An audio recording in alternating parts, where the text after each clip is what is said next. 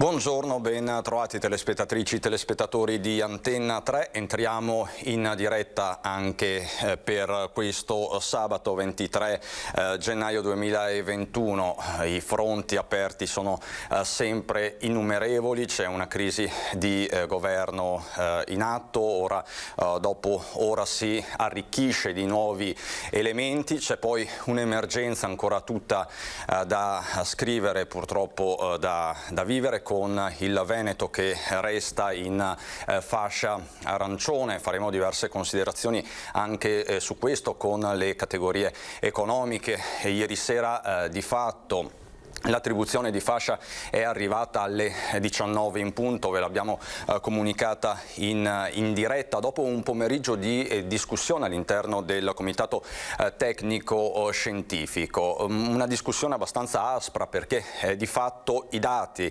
soprattutto quelli dell'R-Conti, inserirebbero il Veneto in fascia gialla, ma poi si parla di rischio moderato guardando ad altri fattori e quindi rimaniamo in zona arancione. Faremo ovviamente tutte le considerazioni del caso. C'è poi anche il capitolo del maltempo. Non ci sono pesantissime criticità, ma di fatto è tornato a nevicare in maniera abbondante sulle Alpi e sulle Prealpi, quindi soprattutto in montagna, provincia di Belluno, altopiano di Asiago, con le solite criticità. Resta una stagione da record da molti punti di vista. Si sono poi attivate anche le barriere, le paratoie del Mose di prima mattina, ci sono state delle criticità poi rientrate nella notte anche in alcuni bacini di laminazione, ma ci collegheremo per questo con l'assessore regionale alla protezione civile Giampaolo Bottacin. Poi c'è la cronaca, due tragedie ieri sera. La prima si è registrata a Selvazzano dentro ed è collegata in parte anche al maltempo, un tragico incidente che appunto è costato la vita ad un 62enne del posto, Lucio Fasolo. Di fatto l'uomo, nel tentativo di bloccare un'infiltrazione di acqua piovana dal tetto della stalla adiacente alla sua abitazione, era salito su alcuni bancali accatastati in modo instabile, perdendo l'equilibrio e cadendo sopra un'attrezzatura agricola. Un forcone è rimasto di fatto infilzato. La ricostruzione della tragedia è stata appunto affidata ai carabinieri di Selvazzano dentro. Sul posto anche il SUEM, che non ha potuto che constatare il decesso dell'uomo. Rimaniamo sempre sulla cronaca, andiamo sulla regionale 308 del Santo, all'altezza di Resana. Ieri sera un terribile frontale, vi abbiamo aggiornato in diretta nel corso del telegiornale di Treviso, ma l'uomo rimasto coinvolto è deceduto. Questo il servizio. Era alla guida di una Smart il carrozziere di Borgorico che ha perso la vita nello scontro con un furgone mentre viaggiava lungo la strada regionale del Santo, la 308, nel territorio di Resana. Un violento impatto frontale, quello tra i due veicoli, avvenuto poco prima delle 20 di venerdì sera. Stava piovendo in quel momento e l'asfalto era particolarmente scivoloso. Lo scontro è avvenuto all'altezza del distributore. Per il carrozziere Andrea Rettore, 45 anni, non c'è stato nulla da fare, nonostante il tentativo di soccorso da parte dei sanitari del SUEM. Sul posto i vigili del fuoco arrivati da Castelfranco e la polizia stradale che sta ricostruendo l'esatta dinamica del tragico incidente. Questa quindi la cronaca del mortale di ieri sera a Resana, ma vi dicevo in apertura che di fatto il Veneto resta zona arancione. Ieri sera ve lo abbiamo detto in tempo reale, con tutte le conseguenze del caso, soprattutto dal punto di vista economico. Abbiamo seguito in queste settimane le proteste degli esercenti, dei baristi, dei ristoratori che si sono a loro volta divisi, varie le forme di mobilitazione e di protesta anche in sede istituzionale. Per fare il punto, lo vedo già collegato, lo saluto e lo ringrazio, c'è il segretario dell'APPE di Padova, l'Associazione dei Pubblici Esercizi, Filippo Segato. Buongiorno segretario. Buongiorno a tutti. Parte una nuova settimana in fascia arancione. Che cosa significa per gli esercenti un'altra settimana di fascia arancione? Ma intanto per noi è una delusione, perché sinceramente ci aspettavamo, viste i numeri e le condizioni l'andamento degli ultimi giorni, avevamo fiducia sulla possibilità di diventare zona gialla, e il passaggio da giallo ad arancione per i pubblici esercizi comporta un salto molto importante nelle attività che si possono svolgere, perché con l'arancione e con la conferma del colore arancione di fatto le attività di somministrazione restano sospese, quindi non sarà possibile per i clienti recarsi all'interno di un bar per la colazione del mattino o per il pranzo, per la pausa pranzo del mezzogiorno, e nemmeno appunto andare al ristorante, che ne so, il sabato a pranzo, domenica a pranzo. Dico di pranzo perché comunque vige il DPCM del 14 di gennaio, che prevede che alle ore 18 comunque i servizi dovrebbero essere in ogni caso sospesi, e questo con le regole da colore giallo. Invece siamo rimasti in arancione, quindi di fatto i pubblici esercizi in questo momento stanno lavorando soltanto con l'asporto e con la consegna a domicilio, asporto che peraltro per le attività di bar deve essere interrotto alle ore 18. Ecco, quindi questo continuerà a essere il quadro del Veneto per almeno una settimana, poi venerdì prossimo assisteremo al solito copione, ci sarà un'altra riunione del CTS e poi appunto capiremo cosa succederà, quindi lo scopriremo solo vivendo, verrebbe da dire. Segretario, chiaramente questo è il quadro, questa è la fotografia esatta, è chiaro che bisogna parlare di ristori, c'è stato lo scostamento di bilancio, ma del decreto ufficiale da 32 miliardi di euro ancora non c'è traccia. Vi rassicura comunque questo scostamento di bilancio, questo decreto ristori 5, oppure non sarà ancora sufficiente?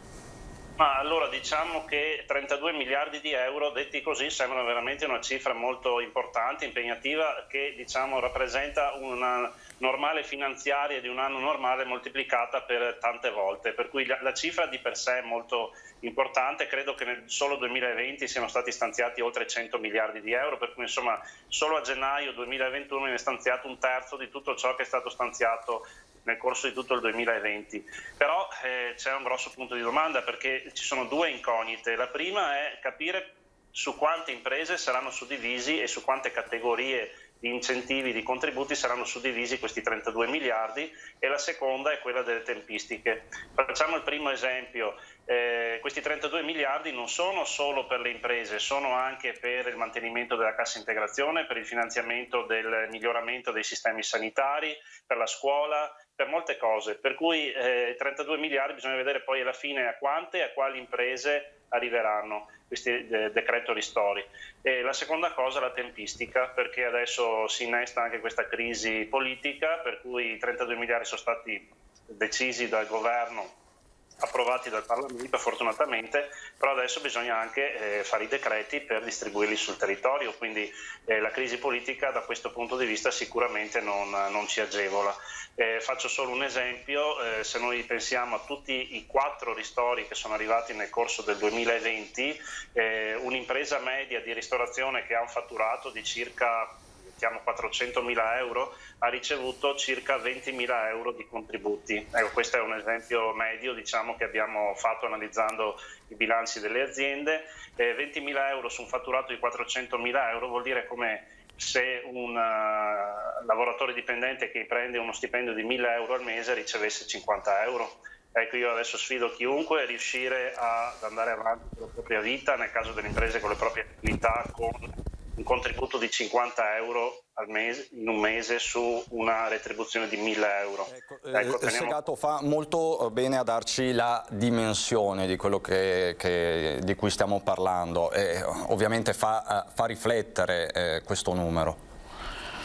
Assolutamente sì, teniamo conto che comunque i costi fissi per le aziende non si sono fermati, per cui fornitori di energia elettrica, di gas, piuttosto che gli affitti, per le imprese l'affitto è una voce molto importante nel conto economico. Per quanto riguarda poi anche la tassazione, abbiamo tutte le tasse comunali. Sì, i comuni hanno ridotto in qualche occasione, in molti casi, molti comuni hanno ridotto sì l'asporto rifiuti, ma in maniera non così profonda come ci si poteva attendere. Ad esempio, faccio l'esempio del comune di Padova, che è quello che magari conosco meglio, è stato uno sconto del 20%, ma soltanto sulla parte variabile della tariffa, quindi magari un ristoratore che pagava 10.000 euro al mese in un anno normale, nel 2020 grazie ai contributi del comune di Padova magari ne ha pagati 9.000. Certo. Stiamo parlando di incentivi veramente, per carità i comuni hanno anche loro tutte le loro ragioni, tutti i loro limiti e regole da rispettare e quant'altro, però le imprese sono veramente ormai a rischio fallimento. Ecco, poi un altro dato che sottolineo sempre è che il settore dei pubblici esercizi è un settore ad alta intensità di manodopera, perché c'è sì la tecnologia, l'industria 4.0, la meccanizzazione, quel che si vuole, però alla fine serve il cuoco, l'aiuto cuoco, il lavapiatti, il cameriere, il barista, il banconiere e quant'altro, e ogni impresa che chiude in media sono 5 posti di lavoro come dipendenti persi più 2 posti tra titolare, soci, collaboratori, quindi ogni bar, ogni pizzeria, ogni ristorante che chiude sono 7 persone che rimangono per strada. Non è solo una questione, fa bene a sottolinearlo, commerciale, economica, ma anche occupazionale, no? Perché tendiamo sempre a scindere un po' i piani, in realtà parliamo anche di occupazione di numeri importanti. Le chiedo un flash, 20 secondi, Segato. Questa è la fotografia esatta della situazione, quindi che cosa provano gli esercenti, che cosa prova lei nel guardare a Roma sostanzialmente e quindi a quello che sta succedendo nei palazzi del potere? Che effetto fa questa crisi a chi ogni giorno fatica veramente a tirare avanti? Allora, gli episodi che abbiamo visto nelle ultime settimane, dalle iniziative della riaperture forzate alle manifestazioni, anche quelle già fatte, quelle programmate e quelle che in qualche maniera come enti di associazioni di categoria siamo riusciti a incanalare nel solco della legalità. Queste iniziative danno già la testimonianza del clima che si sta respirando tra gli esercenti, perché vengono da un anno veramente di sacrifici, un anno da cui ci si è sentito dire dalla parte politica facciamo questo mese di sacrificio perché poi riapriremo, vi chiudiamo però vi daremo i ristori, nessuno sarà lasciato indietro. Ecco, tutte promesse da parte dei politici che in larga parte sono state disattese. Adesso si innesta anche questa crisi politica e sicuramente il sentimento che alberga di più nei ristoratori è quello della rabbia. Segato, chiarissimo, grazie davvero, ovviamente buon lavoro, ci aggiorniamo, poi seguiremo questa evoluzione della pandemia e delle fasce. Abbiamo capito che la partita è sanitaria, sociale ed economica, ormai è anche inutile dirlo. Grazie a Filippo Segato, segretario dell'APPE di Padova. Abbiamo Pregliasco, il professor Pregliasco collegato, ma prima di andare da Pregliasco mi collego con Anna De Roberto che è a Treviso, al Cafoncello, dove oggi sono iniziati ufficialmente i richiami del vaccino. Anna, è così? Sì, Cristian, buongiorno. È arrivata la seconda dose, oggi è il primo giorno e insomma possiamo davvero dire che è il bagliore di luce in questa giornata di pioggia, e lo diciamo perché all'ingresso della sala convegni del Cafoncello abbiamo trovato soltanto sorrisi di medici, operatori sanitari che appunto a cui è stata somministrata la seconda dose del vaccino Pfizer puntualmente come doveva essere, a 21 giorni di distanza dalla somministrazione della prima dose. Allora, sono stati allestiti 6 banchetti per la vaccinazione, ognuno con l'infermiere operatore sociosanitario per fare una sorta di anamnesi, quindi le domande, quali sono state le reazioni alla somministrazione del primo vaccino, febbre piuttosto che qualche reazione allergica. Però insomma pare che sia andato tutto bene, quindi oggi sono circa 1000 le persone al Cafoncello che saranno vaccinate, si va avanti fino alle 18:30. Domani si replica, si parte alle 8:30, ancora fino alle 18:30, quindi altre 1000 persone saranno vaccinate tra medici e operatori sociosanitari. E poi dopo Treviso sarà la volta di tutti gli altri hub, quindi Conegliano, Vittorio Veneto, Montebelluna. Insomma, alla fine l'obiettivo finale è arrivare a vaccinare tutti i 16.000 tra operatori e medici e per loro l'immunizzazione, diciamo, sarà completata.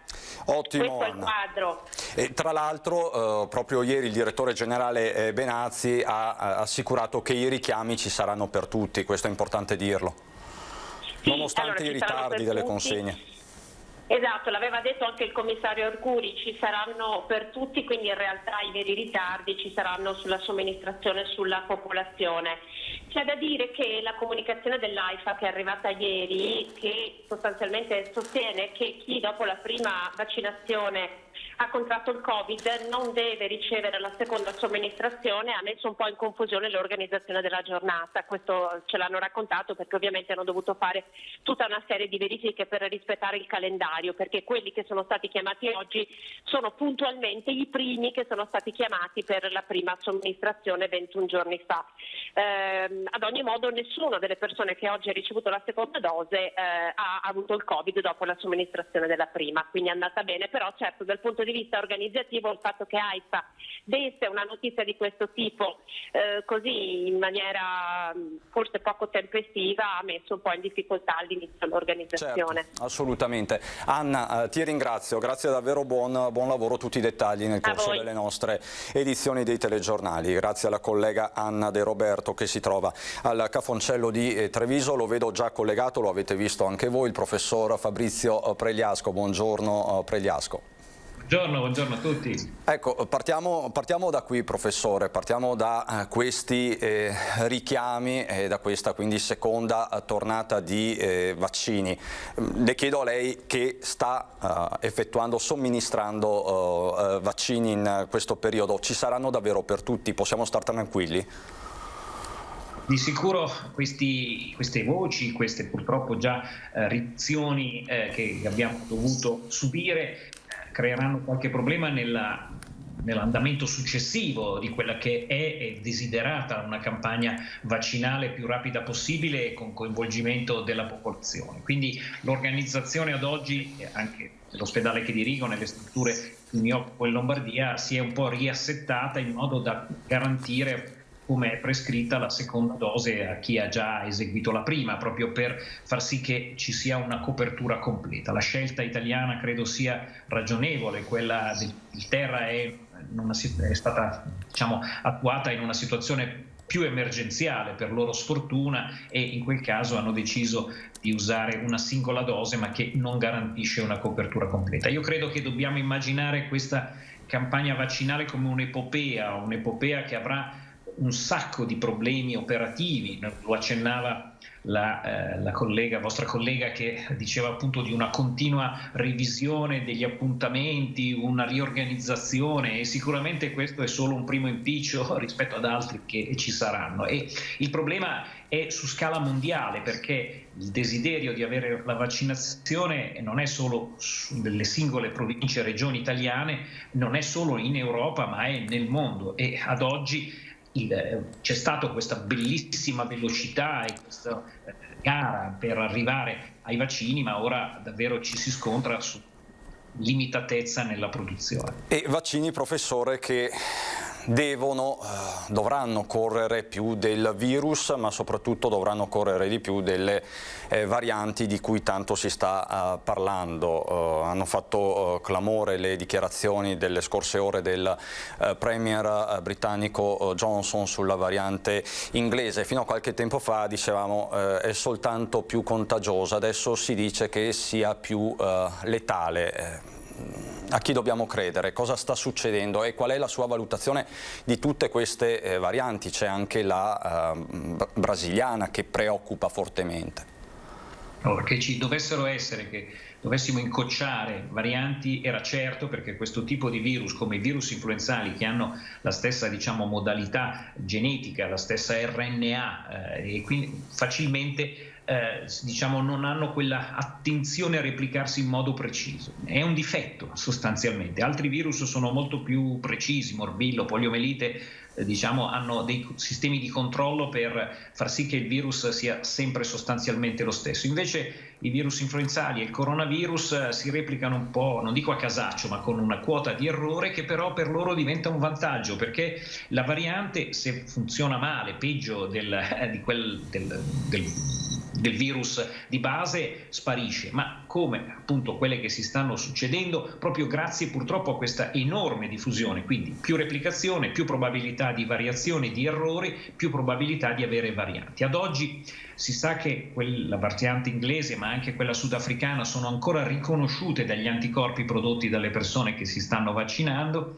È chiaro che il dato della mortalità, sentendo peraltro i colleghi epidemiologi dell'Inghilterra, ci viene detto che ancora non c'è questa certezza di una letalità. Quello che però si vede è un aumento della mortalità. Non si tratta di nomi diversi per la stessa cosa. Letalità è la percentuale di persone che vengono a morire in seguito all'infezione. La mortalità è l'effetto che si sta vedendo, perché essendoci più casi anche nella popolazione adulta, perché presumibilmente si è diffusa nella popolazione più giovane, l'effetto più triste appunto della grande presenza di casi poi ci porta a vedere la mortalità. Però questo monito, a mio avviso, è importante, perché deve farci vedere come la situazione ancora non è finita, non è in una fase di rilascio, e davvero io comprendo, prima il segretario ha ben descritto il dolore e praticamente la situazione che vede le persone di molte attività alla canna del gas, e lo fanno in modo non figurativo purtroppo, sono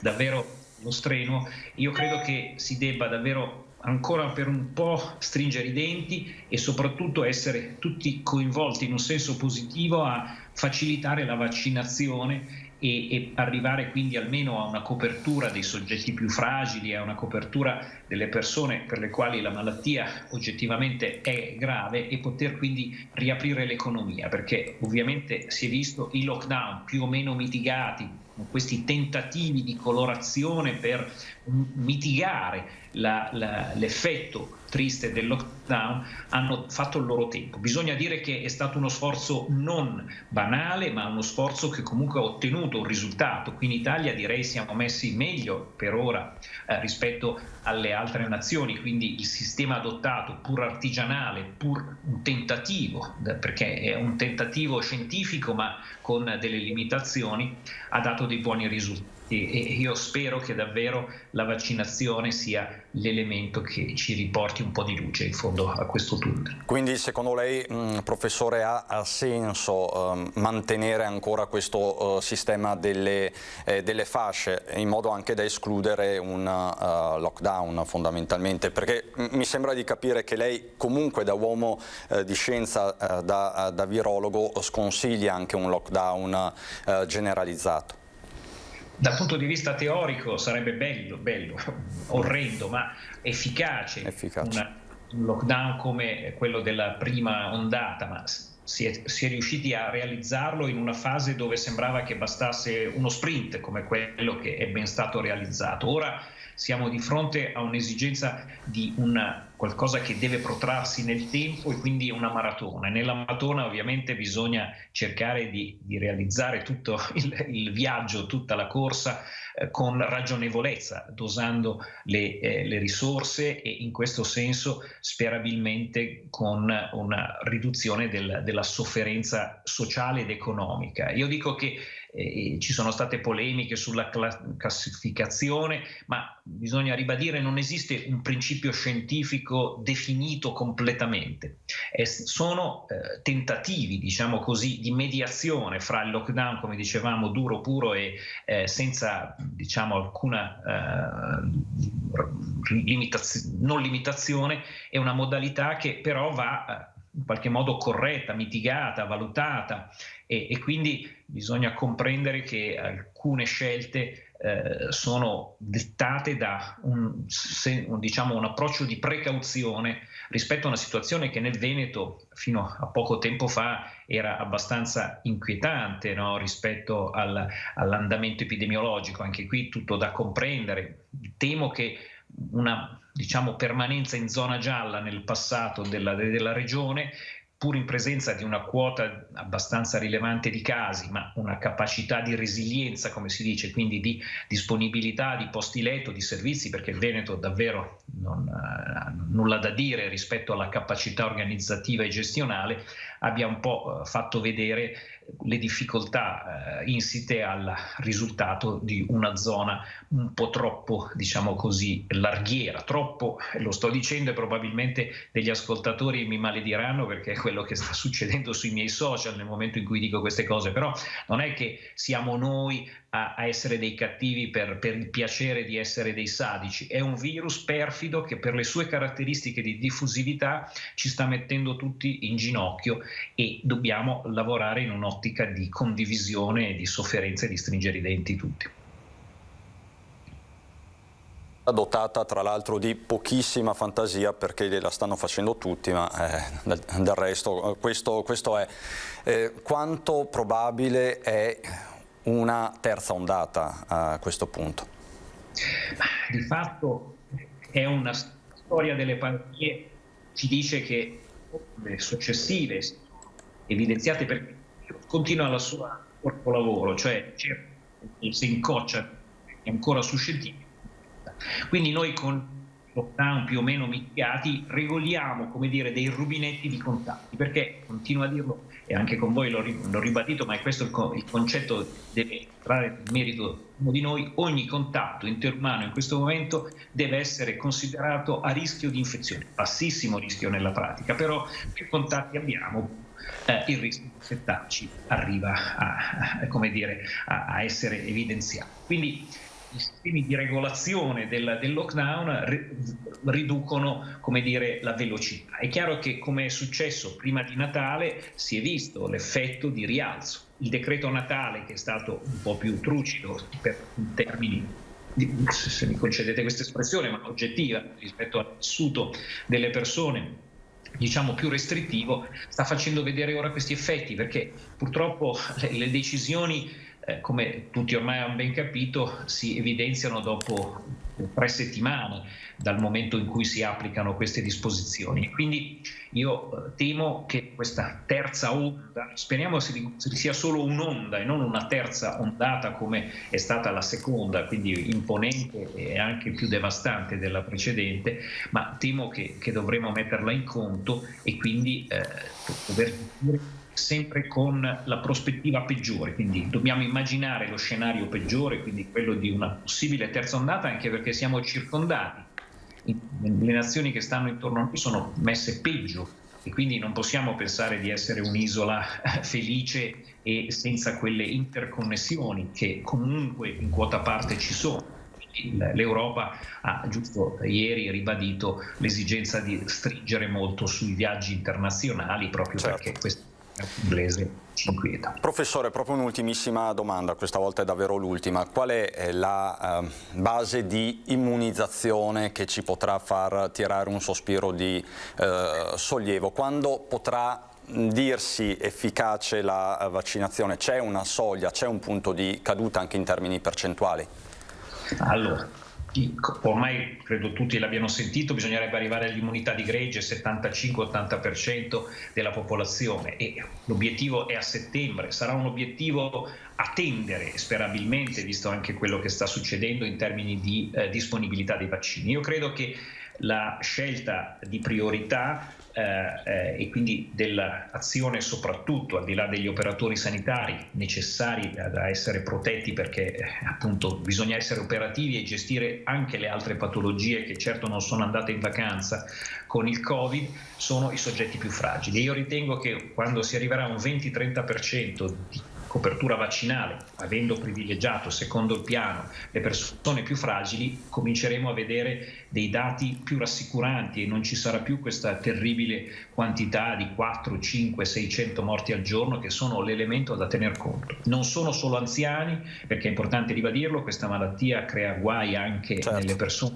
più giovani e quindi è un problema trasversale da non sottovalutare. Professore, io la ringrazio come sempre, questa volta ci lasciamo con questa buona notizia sostanzialmente, perché arrivare a un 20% insomma sembra un obiettivo anche realizzabile in tempi, diciamo... Sì, possiamo dirlo, insomma, possiamo tradire un po' di fiducia da questo punto di vista. Grazie professor Pregliasco, grazie davvero per questi suoi illuminanti interventi. Grazie quindi al professor Pregliasco, ma appunto passiamo di emergenza in emergenza, verrebbe da dire, anche se è tutto sotto controllo al momento, però per fare il punto della situazione maltempo so che è già collegato, mi dicono, l'assessore regionale alla protezione civile Giampaolo Bottacin. Questa del resto è la sua ora, è mezzogiorno e mezzo, quindi siamo abituati a vederlo tutti i giorni, ma questa volta parliamo soprattutto di maltempo. Buongiorno davvero assessore Bottacin, che aggiornamento ci può fare? Perché il Mose è stato attivato questa mattina con successo e dopo andremo a Venezia, i bacini di laminazione sono entrati in funzione in alcuni casi e nevica ancora parecchio in montagna. Qual è, assessore, lo stato dell'arte?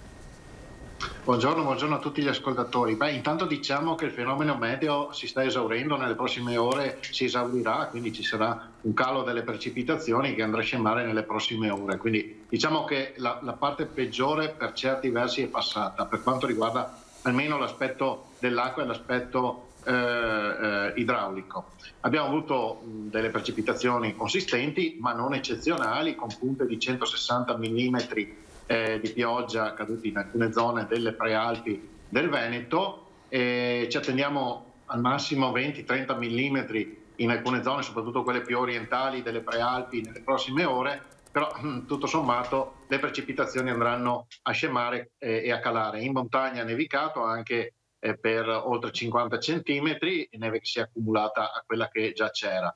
C'è stato un innalzamento della temperatura, quindi c'è stato anche lo scioglimento della neve, e questo sta comportando una crescita dei livelli nei corsi d'acqua principali. Ne cito alcuni, insomma il Livenza, il Retrone, nel Vicentino, ma insomma più o meno in tutti i bacini del Vicentino, del Padovano e del Veneto orientale in modo particolare. E a questo scopo nelle prossime ore ci attendiamo appunto una crescita dei livelli. Siamo in uno stato di attenzione, però non ci attendiamo particolari problemi dal punto di vista idraulico. Permarrà appunto lo stato di attenzione per rischio idrogeologico nelle prealpi di Treviso, Belluno e Vicenza, e rischio idraulico lo stesso lo stato di attenzione nei bacini che ho citato prima. È stato utilizzato da ieri sera il bacino di laminazione in Montebello per fronte al passaggio della piena. A questo scopo, ecco, io la ringrazio di aver citato i bacini di laminazione, che sono un tema assolutamente importante, e lo dico durante ogni emergenza. In alcuni casi li abbiamo utilizzati, sono stati assolutamente utili per evitare esondazioni. Lo dico perché purtroppo siamo il paese in cui, quando succede un'emergenza, tutti vorrebbero che ci siano i bacini attivi, ma quando poi si tratta di realizzarli abbiamo sindaci, comitati, burocrazia, tutto qui. E quindi bisogna che ci mettiamo anche d'accordo, o facciamo le manutenzioni. L'altra sera, giovedì pomeriggio, ho assistito a una riunione di 3 ore e mezza con i vari stakeholders per interventi di manutenzione su un corso d'acqua, il Meschio, che ha avuto qualche problema ai primi di dicembre. Si è discusso per oltre un'ora su un salice, se tagliare un salice che sta per cadere dentro nel corso d'acqua. Cioè, queste cose qua è giusto che i cittadini le sappiano, perché poi quando succedono le emergenze sappiano che noi amministratori ci scontriamo, ci confrontiamo su queste questioni qua. Quindi io do sempre la priorità assoluta alla sicurezza umana, come anche le normative europee. e ieri ho partecipato a un webinar che è durato tutto il giorno sulle responsabilità penali degli amministratori qualora non intervengano, quindi invito anche tutti coloro che ricoprono ruoli di responsabilità a tenere presente questi aspetti. Scusate la divagazione. No, assolutamente, anzi è un tema questo molto ricorrente, perché ci sono due fattori, da un lato la solita burocrazia, dall'altro il principio generale del non nel mio giardino, quindi poi la levata di scudi quasi sempre da parte delle comunità locali. Però lei dice sostanzialmente, il mio appello è che si guardi ad un interesse generale, sostanzialmente questo è. Assolutamente sì, qualsiasi opera ha un impatto ambientale, questo lo sappiamo. Anche un'abitazione civile, con la differenza che l'abitazione civile è finalizzata all'interesse di un soggetto privato. Questi interventi sono finalizzati alla collettività, e quindi bisogna tener conto di questo, alla collettività e alla sicurezza e incolumità umana, quindi hanno un valore che è tipo un po' diverso rispetto ad altri tipi di opere. Detto questo, chiudo perché è importante quello che sto per dire. Siamo molto preoccupati per il rischio valanghe. Il rischio valanghe è al massimo livello. Perché? Perché la neve è molto pesante, perché ha piovuto sopra neve e quindi in parte si è sciolta, in parte si è appesantita, poi ha nevicato sopra la neve pesante, quindi la situazione è di elevato rischio. Siamo ancora in arancione, così ha deciso il governo nazionale, quindi evitiamo ancora di più gli spostamenti e il rischio di esporsi a rischio valanghe. Abbiamo avuto delle valanghe in queste ore, in modo particolare a Pranolz, comune di Borgo Valbelluna, a Casamastagno, in Comelico e lungo la viabilità che conduce a una frazione di Lamont, e quindi siamo assolutamente preoccupati. Ovviamente tutto viene attenzionato, sono attivati i piani di protezione civile comunali relativi anche al monitoraggio del rischio valanghe, con monitoraggi a vista in alcune situazioni, quindi noi l'attenzione la manteniamo altissima. Veneto Strade ha chiuso anche a scopo precauzionale alcuni passi, certo. E però invitiamo tutti i cittadini a tener conto che, lo dice anche la legge, esiste anche la cosiddetta autoprotezione, no? Cercare di esporsi il meno possibile ai rischi. Quindi io avviso che il rischio valanghe è molto elevato e quindi cerchiamo di evitare di esporci a questo rischio. Assolutamente, la ringrazio per questa specifica, Assessore, perché proprio pochi istanti fa è uscita anche l'ARPAV dicendo che ci troviamo di fronte a un grado forte di pericolo valanghe e la scala è 4 su 5, quindi resta un fronte molto, molto critico. Grazie per questo aggiornamento, Assessore Bottacin. Grazie a voi. Buon lavoro, arrivederci, grazie. Allora, abbiamo ancora tante cose da raccontarvi, adesso la pubblicità, subito dopo andiamo a Venezia anche per tenere monitorato il Mose che è entrato in funzione e dopo apriamo il dibattito politico con esponenti di primo piano. Avremo collegata Alessandra Moretti del Partito Democratico, europarlamentare, Simonetta Rubinato in studio, Gian Antonio D'Arè, europarlamentare della Lega, anche lui collegato. Tutto questo subito dopo la pubblicità. Di nuovo in diretta, ci colleghiamo subito con Marghera, con l'unità di crisi di Marghera, dove ci sono Sandro Ponchio e Anna Maria Parisi per fare un po' il punto della situazione sia sul fronte del maltempo, avete già sentito l'assessore Bottacin, che sul fronte del contagio. Anna Maria, non ti vedo ma ti sento. Vediamo Anna Maria, eccoci qua, adesso ti vedo e ti sento, perfetto. Ecco qua. Anna Maria, sì. Buongiorno davvero. Ecco, partiamo dal Mose, questa mattina è rientrato in funzione. Sì, dunque il Mose è rientrato in funzione già dalle 22 di ieri sera, così come aveva ampiamente diffuso in un bollettino anche il commissario straordinario per il Mose. Considerato infatti il fortissimo vento di scirocco registrato nelle scorse ore, già da ieri sera, le barriere si sono alzate dalle 22.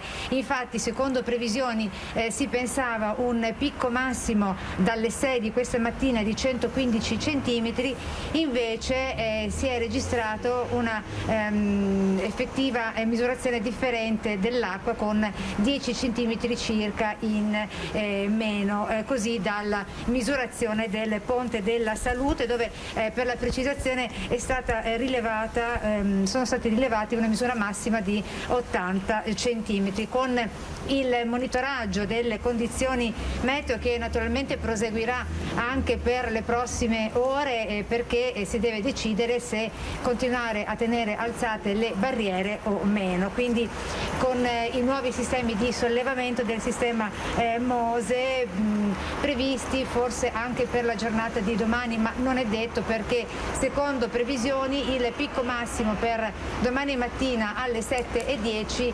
dovrebbe attenersi sui 100 centimetri, naturalmente sul medio mare.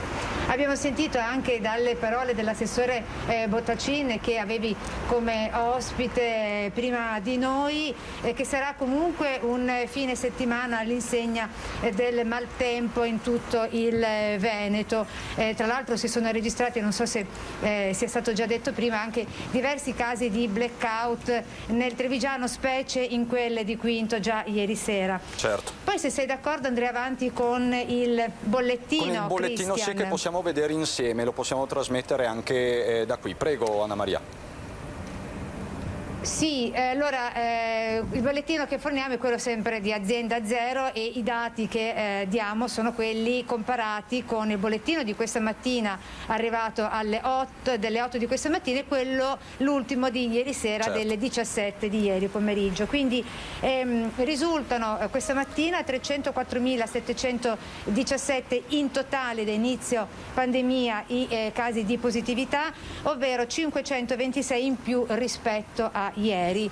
30 purtroppo i decessi avvenuti nella notte nelle strutture ospedaliere di tutto il Veneto, 286 i ricoverati in terapia intensiva oggi, ovvero meno 8 rispetto a ieri.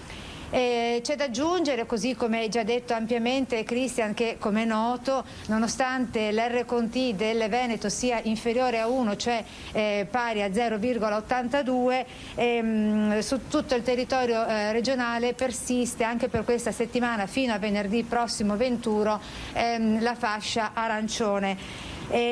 Siamo tornati in fascia gialla, come tutti quanti noi auspicavamo, perché così, secondo la volontà scientifica e politica al tempo stesso, con il Ministro alla Salute Roberto Speranza, che hanno deciso di tenere blindati, diciamo così, le persone e le uscite.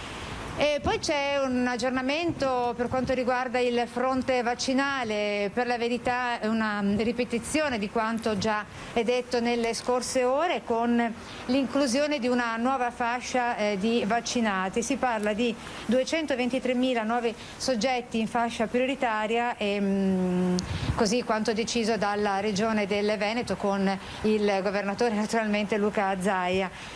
Questo perché? Perché il governatore stesso ha aperto, diciamo così, ai vaccini cinesi e russi, purché validati dall'EMA, nonostante insomma quanto stia succedendo, come noto, con la questione dei vaccini, certo, della Pfizer. Infatti il Veneto, nonostante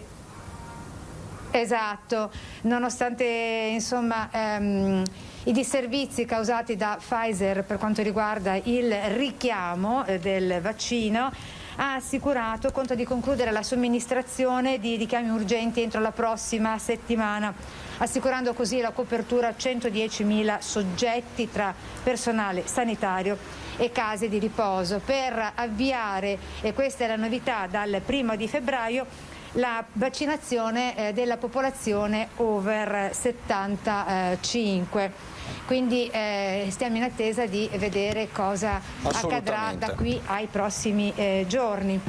Grazie davvero Anna Maria per Christian. tutti questi aggiornamenti, ovviamente i dettagli nel corso dei nostri telegiornali. Grazie ad Anna Maria Parisi e Sandro Ponchio, che come vedete si trovano all'esterno dell'unità di crisi di Marghera.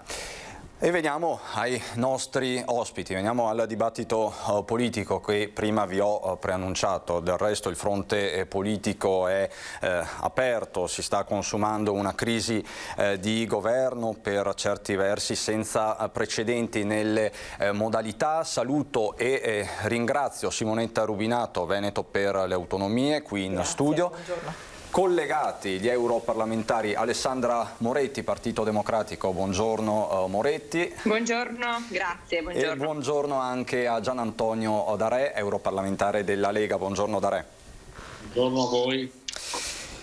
I temi sul tavolo sono tantissimi, sono davvero tanti. C'è una crisi di governo, ma ci sono anche delle questioni molto concrete. Partirei, se siete d'accordo, con questo intervento proprio di 30 secondi dell'onorevole Moretti fatto pochi giorni fa all'Europarlamento e apriamo per un attimo il tema dei vaccini. Sentiamo Moretti cosa ha detto nei giorni scorsi. Grazie Presidente, grazie Commissaria per il lavoro svolto sin qui. La campagna di vaccinazione è oggi lo strumento principale per riportarci verso una vita più normale simile a quella pre-pandemia. È fondamentale per salvare vite, per dare respiro agli europei stretti in una crisi economica sempre più preoccupante. Bene l'Europa, sono fiera di questa Europa che ha deciso di coordinare gli sforzi, di essere unita con gli acquisti accentrati, con le risorse per la ricerca scientifica, e il Parlamento e la Commissione dovranno essere pronti a vigilare affinché non ci siano scorciatoie di Paesi membri tentati da soluzioni unilaterali per avere più dosi di quanto assegnato. La mia domanda si lega al problema avuto dal mio Paese, l'Italia, ma non solo, dove la Pfizer ha unilateralmente deciso di diminuire la disponibilità di dosi per questa settimana. Quali sono le misure previste nel piano pandemico europeo in caso di ritardi o di consegne non rispettate da parte delle compagnie farmaceutiche, come nel caso della Pfizer? Sono previste delle sanzioni? Grazie.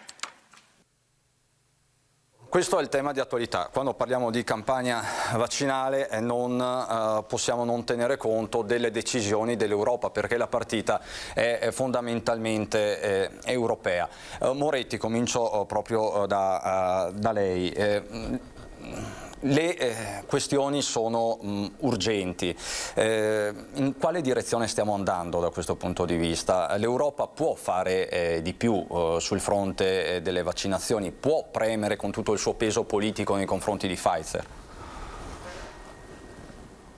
Assolutamente sì, devo dire che grazie anche alle pressioni di tutti i gruppi politici noi siamo riusciti ad ottenere, per esempio, la possibilità di consultare questi contratti e analizzare le varie clausole e verificarne se per esempio sono previste delle sanzioni, cosa che probabilmente è stata individuata. La settimana prossima io avrò questi 50 minuti per analizzare uno di questi contratti. L'Europa certo che può fare di più. Innanzitutto può continuare nella realizzazione di quell'Unione Europea della salute, acquisendo maggiori competenze, perché abbiamo visto che in una crisi pandemica come questa è necessario una regia europea che detti uniformemente, diciamo, delle disposizioni e che metta tutti i paesi in grado di poter correre e di poter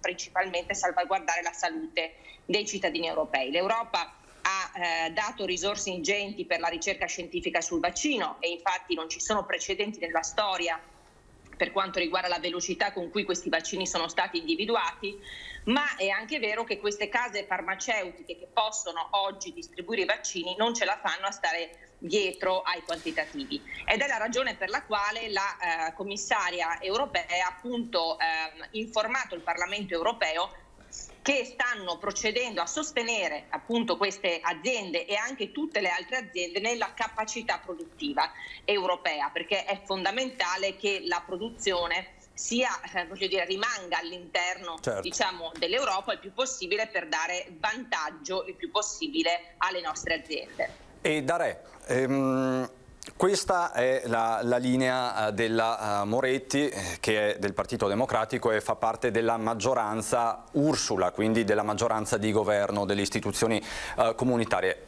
Qual è invece la sua posizione sul tema della campagna vaccinale? Chiedo anche a lei, l'Unione Europea potrebbe fare di più? Come si sta comportando?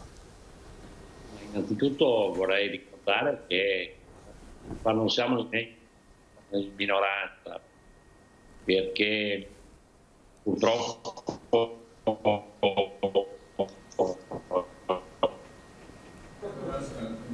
ecco, ci sono dei problemi con...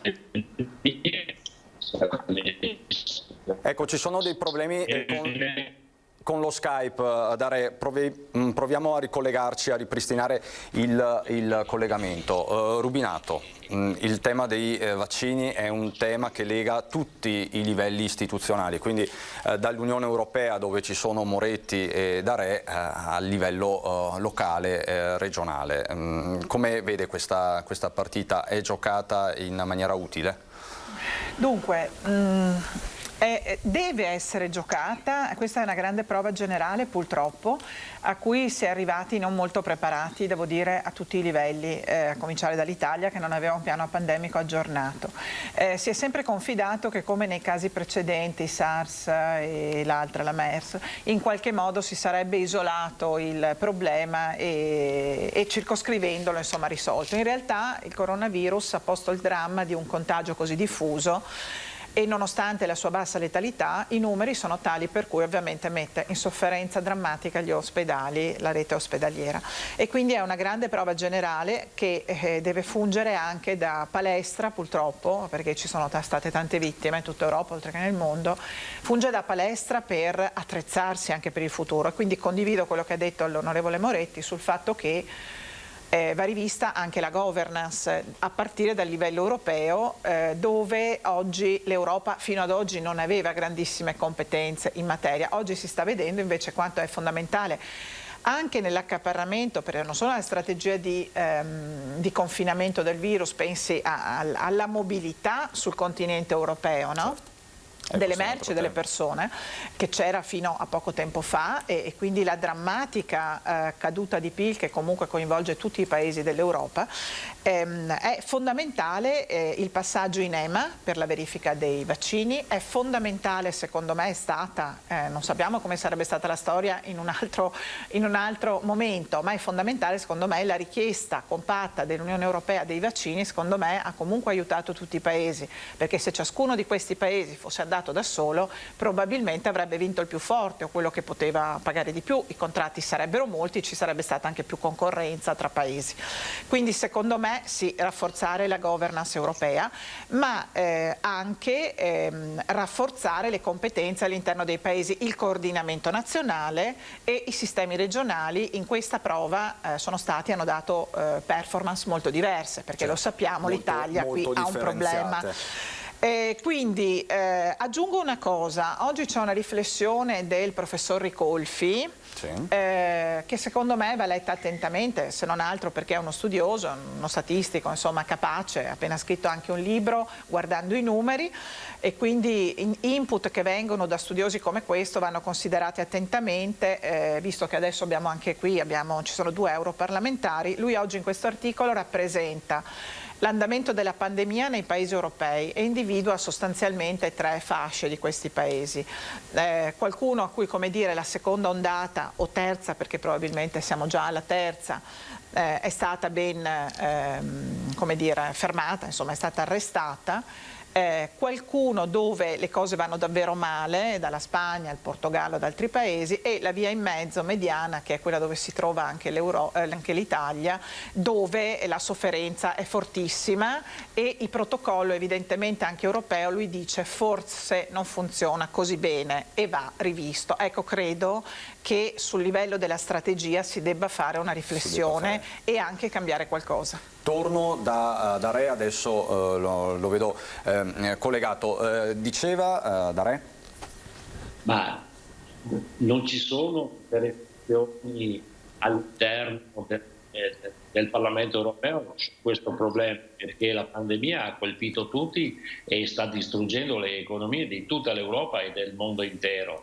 Credo che questa Europa debba allargare non solo ai vaccini che aveva già programmato, ma penso anche, e lo sta già mi pare facendo, sta prendendo in considerazione anche l'acquisto di vaccini russi come lo Sputnik o cinesi, perché dobbiamo effettivamente fare presto per arginare, anche perché c'è un mutamento di questo virus, diciamo, in varie forme che vengono date con forme nazionali dal Sudafrica, il Brasile e quant'altro, ma sicuramente un vaccino che un virus che in maniera molto molto forte sta cambiando e sta diventando sempre più aggressivo.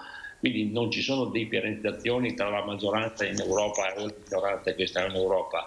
È un problema che dobbiamo affrontare assieme sia a livello nazionale sia a livello europeo. E questa comunanza di intenti non ci può che far piacere per certi versi, comunanza di intenti che vediamo un po' meno però paradossalmente a livello italiano nazionale, con una crisi di governo che si è aperta e al momento non si sa in quale direzione andiamo. E quindi apriamo questo capitolo abbastanza attuale e delicato. Dare, resto con lei. Che cosa succede? Che cosa vede? Lei da politico navigato, già segretario della Lega per tanti anni, come la interpreta questa crisi?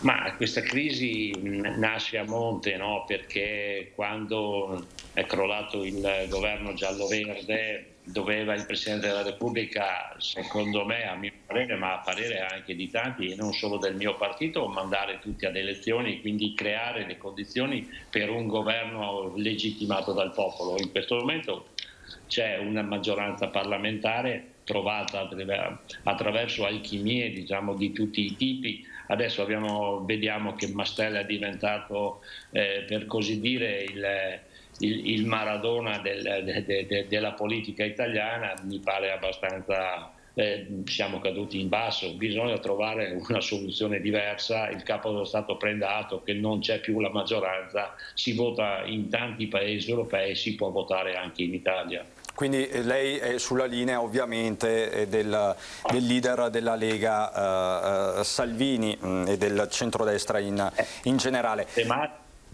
È la matematica che lo dice, non si può andare avanti così, mancheranno i numeri in commissione, mancheranno i numeri su qualsiasi votazione all'interno sia del Parlamento sia del Senato che della Camera. Quindi lei dice con questi numeri non si va da nessuna parte. Allora facciamo così, abbiamo proprio 2 minuti di pubblicità, poi rientriamo in studio. A dopo.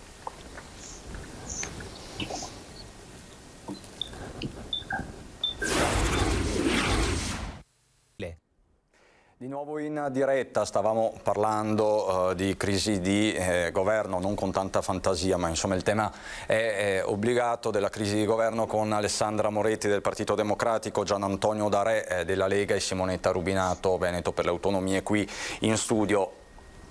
Vengo da lei, Moretti. C'è questa caccia che continua ai responsabili, per qualcuno costruttori, per altri Voltagabbana, è ancora in corso. Di certo c'è meno entusiasmo e anche positività dei giorni scorsi da parte anche di esponenti autorevoli del governo. Cosa succederà? Che cosa si augura lei da esponente autorevole del Partito Democratico? E soprattutto, bisogna aprire a Renzi, sì o no?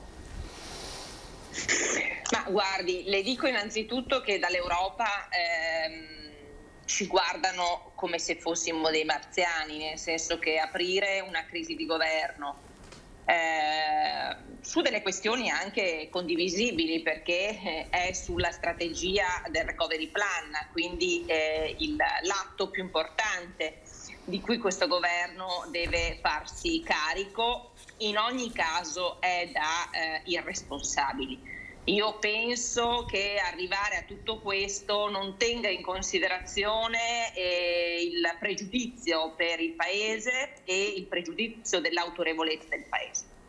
Del resto, e nello stesso tempo, l'Italia riceverà la parte più consistente del Recovery Fund e quindi l'Europa guarda l'Italia con grande interesse perché serve un governo forte, autorevole, europeista, in grado di progettare con una visione lunga sul futuro le strategie per rimettere in piedi questo Paese dopo una crisi pandemica che avrà degli strascichi pesantissimi. Allora, io vedo un governo molto debole, vedo un governo che non ha in questo momento dei numeri sufficienti. Il mercato delle vacche c'è sempre stato in Parlamento purtroppo e le regole della democrazia sono quelle per cui un governo va avanti se ha la maggioranza in Senato e la maggioranza alla Camera. Certo, un governo che deve andare a racimolare voti di volta in volta, c'è un provvedimento importante da votare, non è un governo con una grande e lunga prospettiva. Aver chiuso totalmente a Renzi, al quale imputo di aver sbagliato tempi e modi per aprire e di aprire questa crisi, comunque aver chiuso totalmente a Renzi è un errore. E le spiego anche perché. Io non ho mai amato i 5 Stelle, francamente non li ho mai amati quando erano al governo con la Lega e non li amo adesso che sono al governo con noi.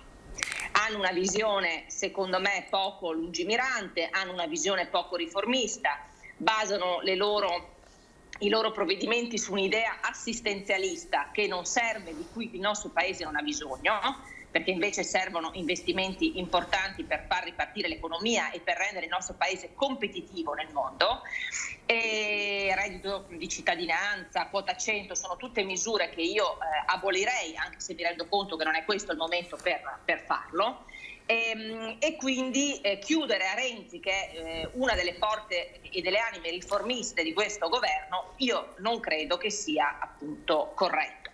Detto questo, capire che cosa succederà nel nostro Paese forse bisognerebbe chiederlo, diciamo, a qualche ministro d'incazzo che spesso viene ospite da voi.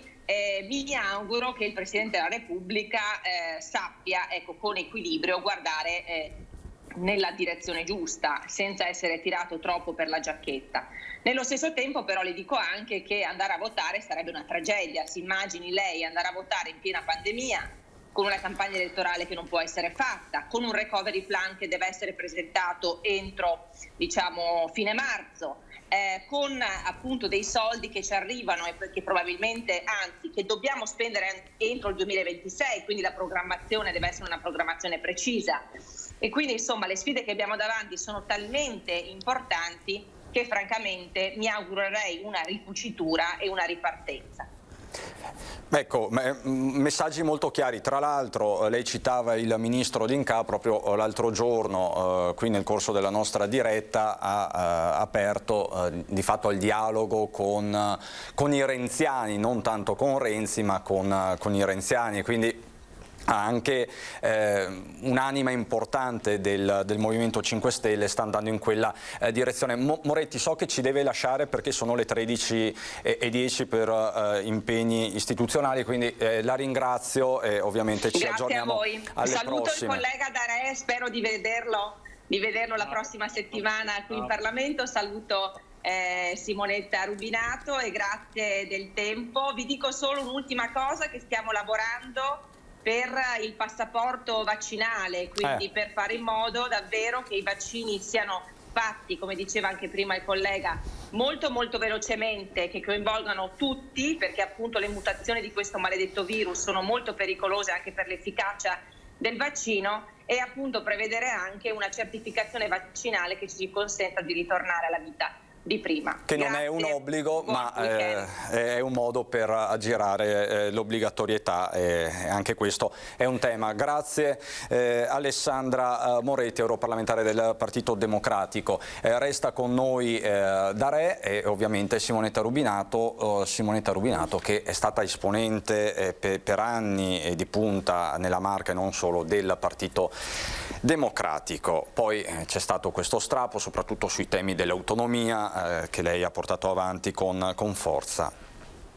Che cosa prova? Io nasco politicamente con la Margherita, esatto, che purtroppo ha chiuso i battenti troppo presto come forza politica liberal-democratica, federalista e autonomista, perché nasceva con questo, quindi diciamo che non ho cambiato idea per strada. Purtroppo a un certo punto ho preso atto che diciamo così, le forze politiche che avevano anche scritto la riforma del 2001 in chiave sicuramente più regionalista dell'assetto del nostro paese, però purtroppo, come dire, non c'è stata coerenza nell'attuarla, perché oggi la Carta Costituzionale piange perché non è attuata da questo punto di vista, e quindi ho preso atto. Ecco.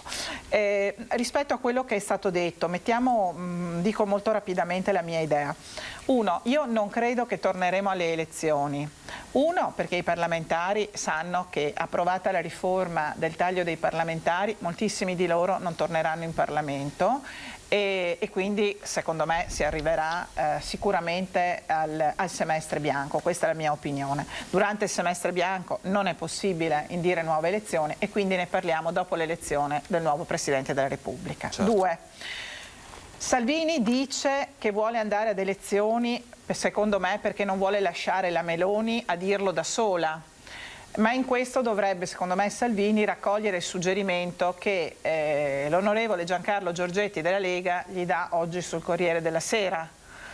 Giorgetti pone un tema fondamentale a Salvini: non cadiamo nella sindrome che aveva il PC di non avere nessuna sinistra. Sostanzialmente gli dice: non cadiamo nella sindrome di non avere nessuna destra. La Lega vuole essere un partito di destra, nazionalista e sovranista, o vuole essere un partito credibile di governo di fronte all'Europa che mette 209 miliardi di euro per... La fermo qui solo un attimo, perché dobbiamo porre questa domanda a Gian Antonio D'Arè. Questo è il vero tema. Ecco, dopodiché le dico anche della parte PD e Renzi. Certo, questa è per la parte. che ci tengo particolarmente, ma volevo proprio la versione di D'Arè, che è stato custode per tanto tempo anche del verbo leghista in Veneto, esponente autorevolissimo. Quindi cosa si sente di rispondere D'Arè a questa domanda / provocazione di Rubinato? Di Giorgetti. Di Giorgetti, interpretato da Rubinato. Non è assolutamente una provocazione, è un dato di fatto oggettivo che giustamente Giorgetti, essendo credo una persona autorevole come d'altra parte Salvini all'interno della Lega, e non solo, ma anche di fondate e riconosciute doti, diciamo così, di amministratore, insomma è stato anche ha avuto ruoli molto importanti all'interno del governo ed è riconosciuto, ma io posso capire di fare un governo di unità nazionale, ma il governo di unità nazionale non lo possiamo fare certamente con Conte. Allora se lei mi mette, se il capo dello Stato dice ok per un governo di larghe intese e ci mettiamo Draghi, allora io posso anche essere d'accordo. Ma se devo continuare con un Conte ter dove mi devo associare al PD, ai 5 Stelle e quant'altro, lei capisce che non si può andare avanti con questa formula. Questa non è la formula giusta. Quindi lei dice che di fronte ad un governo di larghe intese, di fronte ad un appello del Capo dello Stato, anche la Lega potrebbe entrare a far parte di una maggioranza trasversale, certo non con Conte. Per responsabilità, e soprattutto in questo momento per responsabilità verso l'Italia, verso le nostre imprese, verso il mondo del lavoro, verso il mondo di chi soffre, ma non possiamo certamente andare avanti con un capo come Conte, anche perché io vedo quando Conte arriva in Europa, è il parente povero all'interno assieme a Francia e Germania. Anche perché indebolito in maniera interna sicuramente non puoi andare in Europa e battere i pugni sul tavolo. Certamente Draghi ha un altro spessore, è un'altra figura, è sicuramente una persona che dice cose estremamente fondate. Abbiamo visto quando è stato presidente della BCE cosa ha fatto, e adesso l'Europa sta facendo esattamente quello che faceva Draghi. Tra l'altro lei parla di credibilità internazionale, poi qui si potrebbe aprire un altro dibattito, ma mettiamo sul tavolo anche il fatto che quest'anno l'Italia ha la presidenza del G20 e che dalla primavera in poi noi avremo tutta una serie di eventi internazionali in Italia, uno dei più importanti per esempio a Venezia, quindi anche questo è un fatto che pesa. Torno da lei Rubinato per riprendere il suo ragionamento, grazie da Re perché ha detto delle cose molto significative da un punto di vista politico. Direi di sì, ecco. Direi di sì. Che ha detto cose, cioè dal dire elezioni a tutti i costi, invece mi pare di capire che dentro alla Lega c'è un ragionamento in corso. Mi fa piacere che lo facciano parlamentari di questo territorio, perché questo territorio, il mondo imprenditoriale, produttivo, i lavoratori hanno bisogno di responsabilità in questo momento, quindi non è più il tempo del papete, è il tempo della responsabilità, e quindi credo che le parole di Darè vadano lette in senso positivo. Però cosa può succedere allora? Per cui in qualche modo insomma, questo ha disvelato che c'è un ragionamento anche nel partito che in questo momento ha la maggioranza assoluta nel Paese, cioè la Lega, di fare un ragionamento di responsabilità come invita Giorgetti. Bene, allora oggi la palla ce l'ha un po' in mano Conte e il centrosinistra, perché ovviamente Conte ha voluto la prova di forza, l'ha accettata la prova di forza con Renzi, è andato in Parlamento e ha mostrato di avere dei numeri sì alla Camera risicati al Senato. Certo. Sperava probabilmente di raccogliere un gruppo di volenterosi, responsabili, post-costruttori, forse si sta rendendo conto che la politica è qualcosa un po' più nobile che raccattare un po' di voti in Parlamento. E allora, da un lato Conte deve decidersi cosa vuol fare da grande, perché fino a qua ha giocato a essere l'uomo super partes, l'avvocato del popolo, una volta è con Trump, l'altra volta è con Biden, una volta è col governo giallo-verde e ha una certa impostazione, un'altra volta è col governo giallo, cioè l'uomo per tutte le stagioni, trasformista perfetto. Adesso in questa fase secondo me si sta verificando che i numeri non ci sono, già sono in difficoltà per la relazione del Ministro della Giustizia che si deve tenere fra poco e che non è un voto per cui cade un governo, ma mancano i voti per approvare la relazione del Ministro della Giustizia, che non è proprio una cosa da nulla. Allora, Conte deve decidersi. O ci sono davvero i volenterosi che lui pensava, i costruttori di mettere insieme, non pare al momento, soprattutto dopo l'incidente in cui è incappato anche Cesa, quindi mi pare che lì c'è quasi una pietra sopra. Che ricordiamo, esatto. Lorenzo Cesa, allora, leader dell'UDC, esatto. Che ha rassegnato le dimissioni dopo essere rimasto coinvolto in un'inchiesta come un vecchio parlamentare, scusatemi meglio, un parlamentare di lungo corso, di vecchio corso come Tabacci, sta anche lui dicendo che non c'è alternativa a approvare un Conti-ter, ma per farlo bisogna avere un gruppo che sostiene il governo che oggi non c'è e che potrebbe esserci solo a condizione, perché non può farlo né Salvini né la Meloni né probabilmente anche Forza Italia, in questo momento ha interesse a farlo, solo se lui riapre un dialogo con Italia Viva. Quindi secondo me la strada obbligata per Conte è aprire a un Conte-ter se dialoga con Renzi, e a quel punto Renzi metterà ovviamente dei paletti, delle condizioni, speriamo anche di rafforzamento nel merito di alcune scelte. Che poi questa è la strada prima suggerita anche dalla Moretti sostanzialmente. Se questo non è perché Conte non decide cos'è da grande, se è il leader del Movimento 5 Stelle, se vuole fare una nuova area centrista, non lo so, anche quello adesso riesce a fare e presentarsi alle elezioni. Ecco, oppure fa l'uomo responsabile che dice non posso decidere tutto io, è un anno e mezzo che è in mano il Paese anche con i DPCM, devo concertare con Italia Viva ma anche con l'opposizione, perché il Recovery Fund e quei fondi sono anche scelte, quelle che si stanno facendo in questo momento, che una persona che fa il Presidente del Consiglio dei Ministri deve anche avere un dialogo aperto con la minoranza, con l'opposizione in Parlamento, perché forse centrodestra oggi è maggioranza nel Paese. Allora, se questa strada però lui non la imbocca con chiarezza, certo, e con grande senso di responsabilità, secondo me, siccome le elezioni non ce le possiamo permettere, ma no perché in Italia non si può votare perché vince il centrodestra, ma perché la situazione è gravissima, abbiamo un Presidente della Repubblica da eleggere, abbiamo l'Europa che ci guarda e che ci dice cosa volete fare di soldi dei nostri contribuenti, come li volete spendere, e quindi credo che non resterebbe che la strada che ha indicato Giorgetti e che ha anche sottolineato Darè, cioè un governo istituzionale in cui con una personalità autorevolissima le forze più responsabili del Paese danno una mano a uscire da questa situazione per poi tornare a votare appena le condizioni sono possibili. Però anche una tempistica a questa crisi. Torno da lei. Quanto tempo diamo al governo, quanto tempo diamo a Conte? Perché ormai la stiamo trascinando da parecchie settimane, poi c'è stato lo strappo di Renzi, ma di fatto era da un mese che il governo era impigliato in queste faide di palazzo. Quindi anche questa linea di responsabilità dovrà emergere in tempi necessariamente brevi.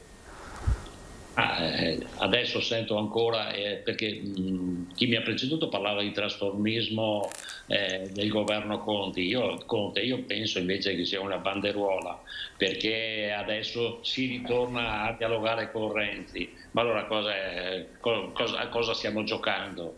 No, scusami Gian Antonio, non mi sono spiegata, ho solo detto che gli resta solo quella strada se la vuole percorrere, se no deve passare la mano. Hai parlato 5 minuti. Sì, ma non ho detto quello che dici tu. Prego, No, ti dico io. Hai parlato di trasformismo del governo Conte. Certo. Io dico invece che il governo Conte non è trasformismo, è una banderuola, perché sta andando con tutti pur di rimanere sul suo posto. Allora, c'è una legge elettorale da fare, sì o no? Certo che sì, se vogliamo andare al voto. Ricordo che mezza Europa va al voto adesso a febbraio, marzo, aprile. Allora, perché non possiamo andare anche noi? Perché la realtà è quella che hai detto tu, che il 30% di quei parlamentari andranno a casa per un referendum fatto regolare. Quindi lei dice il voto non deve essere un tabù, ma se questa linea di responsabilità deve emergere in tempi rapidi. Questo è il fatto, perché altrimenti proseguiamo con una guerra di trincea. Può essere ancora Conte a fare il Conte ter. Ha dimostrato già in 2 occasioni di non poter governare. Non è in grado di aggregare attorno a sé una maggioranza che possa in questo momento di difficoltà portare avanti questo Paese. Allora, vogliamo cambiare, come diceva giustamente Giorgetti, lancia dei messaggi molto chiari che vanno dal capo dello Stato alle più alte cariche dello Stato. Vogliamo metterci insieme? Si può fare, ma si può fare certamente non con il soggetto come Presidente del Consiglio Conte, perché ha dimostrato di essere inefficace e incapace. Mi sembrate sulla stessa Sì, infatti voglio sottolineare che io non auspico un Conte ter come auspicava l'onorevole Moretti. Io guardo da cittadino fuori dai 2 schieramenti, io Conte, un uomo per tutte le stagioni, con il governo, con la Lega e con i 5 Stelle, con i 5 Stelle e il partito, con politiche assistenzialistiche, centraliste e anti-autonomia, ovviamente a me non sta simpatico. Però io facevo un ragionamento di possibilità, di opportunità, di analisi oggettiva e dico Conte se vuole restare Presidente non ha altro da fare che tentare di dialogare con Renzi. Io auspico invece che ci sia un governo istituzionale in cui tutti assumono la responsabilità per un momento così drammatico per il Paese e aiutano a uscire dalle secche, rimettendo anche al centro, perché questo lo potrebbe fare per esempio una Lega alla Giorgetti, di riporre sul tavolo anche il tema del federalismo e dell'autonomia. Politico per farlo. Esattamente. Quindi il convitato di pietra però è il Quirinale in questo caso, perché è chiaro che la svolta da Re non può che partire dal Colle. Ma certo che deve partire dal Colle. Allora, quando parliamo di autonomia, no? Quando c'era il governo giallo-verde era colpa di Salvini. Salvini non c'è più ormai da 1 anno e mezzo e ricordo che il PD è stato, almeno quello regionale, era favorevole all'autonomia, ma non mi pare che sul tavolo del Consiglio dei Ministri sia mai giunto una proposta con questo governo di portare avanti l'autonomia. Non se ne è mai parlato. Si darà colpa certamente alla pandemia, ma in questo momento penso che non è più possibile andare avanti con il Conte ter. Allora o il capo dello Stato deve prendersi la responsabilità di dire al signor Conte grazie e si fa un governo di unità nazionale come auspica Giorgetti, e mi pare che ci siano molte persone, molti gruppi politici pronti a farlo. pronti a farlo, anche la stessa Meloni, perché non è possibile andare avanti in questo momento dove le imprese stanno andando avanti con grandissima difficoltà. Abbiamo visto ieri Di Maio dire che c'è una crescita del PIL. Sì, ma non è, la crescita del PIL non è dovuta a interventi strutturali da parte di questo governo, è grazie all'aggressività delle nostre imprese e dei nostri imprenditori se si riesce ad andare avanti, perché il governo ancora non ha fatto niente. Ma soprattutto c'è stato questo recovery portato avanti, di cui Renzi ha cambiato 65 punti. Allora, ma come è stato fatto? Come si va avanti? Con quali idee? È questo che manca in questo governo. Manca la prospettiva di medio e lungo termine per usare questi 209 miliardi. Attenzione che l'Europa sarà vigile, perché questi soldi poi devono essere ritornati, in gran parte sono a debito e quindi devono essere restituiti. Per questo dico bisogna avere una larga maggioranza. Larga maggioranza vuol dire condivisione di idee, ma soprattutto di obiettivi. Assolutamente, anche perché appunto andiamo, come dice lo stesso nome, Next Generation EU, a impegnare le future generazioni e non di poco. Un'ultimissima battuta per entrambi, l'avete evocata per storia anche personale, politica, l'autonomia. In questo caso l'autonomia ovviamente del Veneto. Fino a un anno fa, prima della pandemia, era di fatto la priorità, la battaglia di tutte le battaglie, era giocata giorno per giorno. Poi è arrivata la pandemia e è cambiato tutto. Vi chiedo a entrambi, è rimasta una priorità nell'agenda politica e soprattutto come si fa a portarla avanti in questi momenti dove anche il rapporto tra Stato e Regioni, lo si vede quotidianamente, non è di certo facilitato. Un minuto a testa, Rubinato. Allora, l'autonomia, oggi la gente, tutti hanno, il punto focale oggi è la salute, la sanità ed è ovviamente la ripresa economica. Io perché considero l'autonomia uno strumento fondamentale? Perché l'autonomia può aiutare il rilancio dell'economia dei territori, perché gli stati che in Europa hanno il debito pubblico più sotto controllo, la spesa pubblica più efficiente, le economie più solide e anche i governi più solidi sono tutti a struttura federale, dove i territori sono coprotagonisti insieme con i governi nazionali. Per cui l'autonomia è responsabilità e le regioni in questa fase, io mi auguro anche il Veneto, dimostrino grande capacità organizzativa, di responsabilità, di voglia di mettersi in gioco, perché gli strumenti dell'autonomia sono quelli che ci possono aiutare a ripartire più forti di prima, riqualificando la spesa pubblica. Io per esempio faccio un inciso, non capisco perché fare una struttura parallela, un'agenzia per i fondi del Recovery Fund, facciamo funzionare la governance dei livelli di governo, finalmente attuando autonomia e federalismo. Pensate che il federalismo regionale approvato nel 2011, c'era ancora un governo del centrodestra, Gianantonio, il decreto legislativo sul federalismo regionale doveva entrare in vigore nel 2013, è stato rinviato ancora al 2023. Allora applichiamo le norme che ci sono per far funzionare meglio la governance nel Paese. Dare, chiudo con lei, che fine fa l'autonomia? A che punto siamo? L'autonomia deve essere portata avanti come una necessità, quasi come il recovery. Ripeto, ci sono regioni, ci sono regioni che hanno scopi diversi, no? Allora abbiamo le regioni del nord più o meno industrializzate, pensiamo all'Emilia Romagna, al Veneto, al Friuli, alla Lombardia. Poi ci sono altre regioni che hanno diciamo, esigenze diverse. Proprio per questo ci vuole un'autonomia, perché l'autonomia regionale consente lo sviluppo locale soprattutto delle problematiche nelle risoluzioni delle stesse.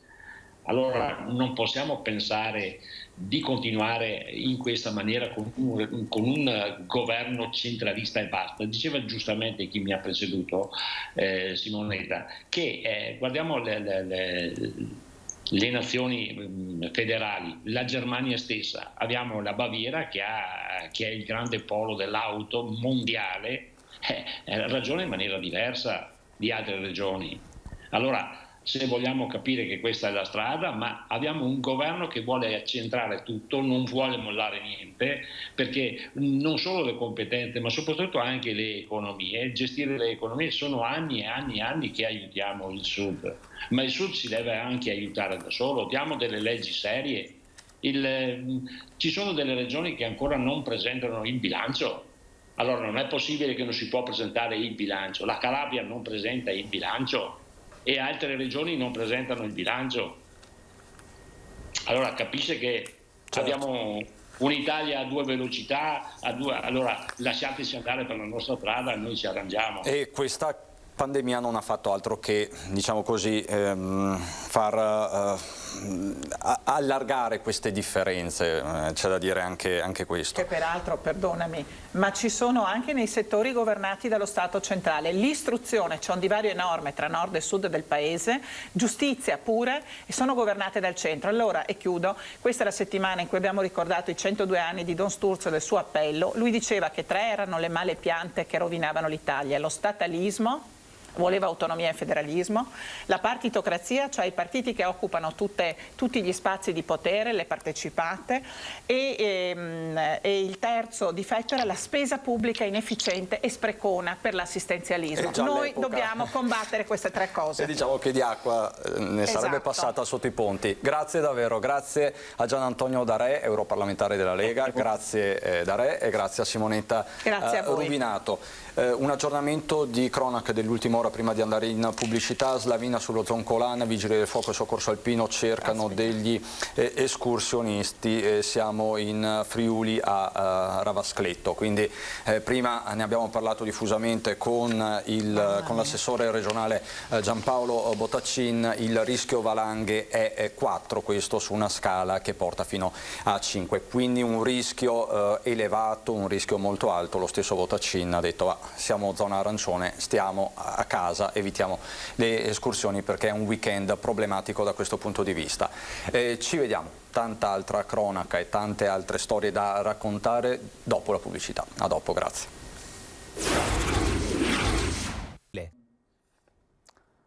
Di nuovo in diretta e ci prendiamo un po' di pausa, qualche minuto di pausa dalla cronaca e dalla politica serrata della giornata di oggi, poi gli aggiornamenti sul fronte del maltempo, avete visto prima la Slavina sullo Zoncolan, per ricordare una figura molto importante per l'arte e la cultura trevigiana. È scomparso pochi giorni fa, sto parlando di Cesare Misserotti, che è stato un gallerista tra i più noti a livello internazionale, trevigiano, tra l'altro amante del rugby, per anni è stato un appassionato sportivo. Per ricordare la sua figura siamo collegati con un curatore di mostre che è tanto altro, è anche docente al master in fotografia dell'Università IUAV di Venezia. Sto parlando di Carlo Sala. Buongiorno Sala. Buongiorno e grazie per l'invito. Grazie a lei, perché ci permette di ricordare una figura importante per il Veneto, quella di Cesare Misserotti. Chi era Misserotti? Beh, allora, sono molto felice che mi abbiate invitato a ricordare la figura di Misserotti, perché è una di quelle figure emblematiche del nostro territorio, del Veneto, di una contemporaneità che ha espresso dei grandi personaggi magari poco conosciuti, perché io sfido la maggior parte dei trevigiani di sapere chi era Cesare Misserotti, ma che aveva un profilo nazionale e internazionale. Vi faccio un esempio per capire l'importanza di questo gallerista. Questo gallerista a soli 20 anni apre una galleria prima a Mestre e poi a Venezia, e in quegli anni, giovanissimo di attività, porta in Italia per la prima volta alcuni dei più grandi artisti dello scenario mondiale. Vi faccio un esempio: nel 1964 nella sua piccola galleria di Mestre arrivano gli artisti della pop art, Andy Warhol, Liechtenstein, Oldenburg, E per capire anche l'importanza storica di questi autori, nella seconda mostra che fa della pop art, sempre a Venezia nel 66, c'è esposta un'opera di Andy Warhol, che insomma tutti noi lo conosciamo, è uno degli artisti più famosi del XX secolo. Assolutamente. Il ritratto di Liz Taylor, che parlando con Cesare ironizzava anche un po' per come non erano capite le sue proposte espositive e ironizzava dicendo non vendettimo nulla. Bene, quel ritratto è andato all'asta qualche anno fa a Londra per 13 milioni di dollari.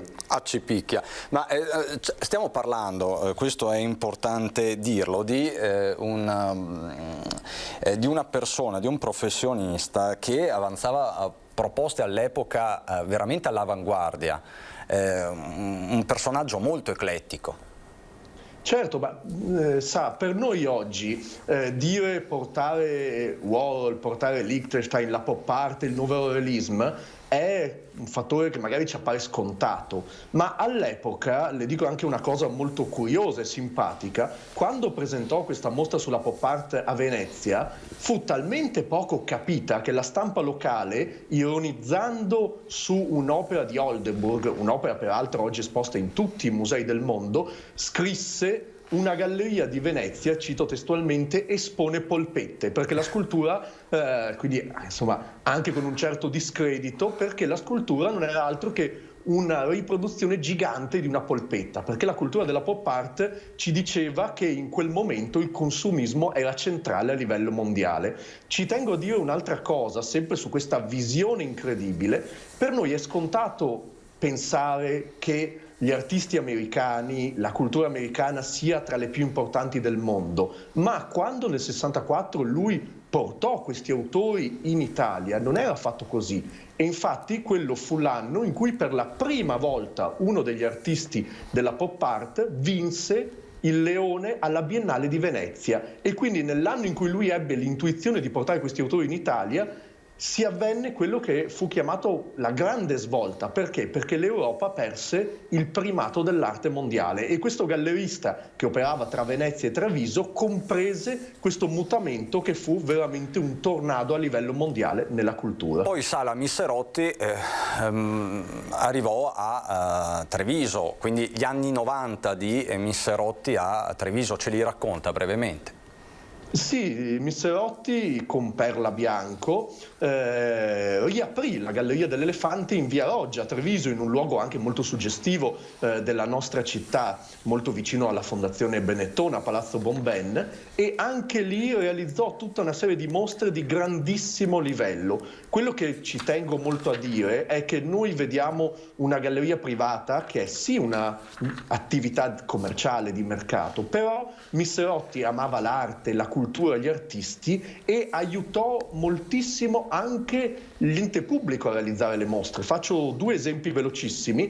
Quando nel 2012, mi sembra, venne realizzato nella sede di rappresentanza degli industriali a Palazzo Giacomelli da Treviso Ricerca Arte una grande mostra pubblica di Fluxus, Misserotti diede un grande aiuto a trovare i prestiti delle grandi opere, e la stessa cosa avvenne per Reuse, una grande mostra che aveva i più grandi capolavori da inizio Novecento a oggi, fatta dai musei civici di Treviso, una mostra che ottenne grande successo. Lui aiutò appunto a far venire a Treviso grandi capolavori che non si erano mai visti in città.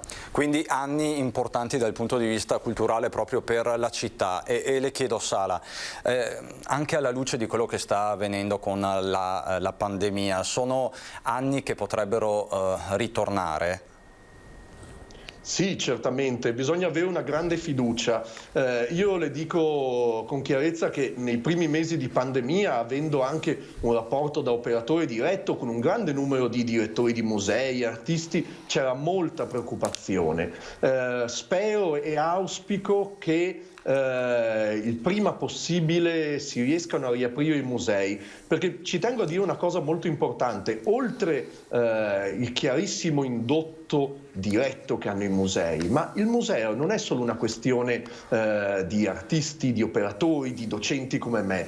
La maggior parte del budget di spesa che sostiene i musei speso dai musei sono anche professionisti del nostro tessuto produttivo. Io penso che quando nella fondazione dove lavoro, da Treviso Ricerca Arte dove lavoro, le mostre si sono interrotte, a soffrirne sono stati tanto gli stampatori dei cataloghi, chi fa gli allestimenti delle mostre, quindi tutta una rete di professionisti che sono proprio il tessuto produttivo del nostro territorio, che ha bisogno di rimettersi in movimento. E in più dico un'altra cosa, se mi concede un altro minuto, c'è un grande dibattito su riapertura sì o no dei musei, per esempio in un centro come Venezia, certo, molto importante, che insomma è stato oggetto anche di grande dibattito.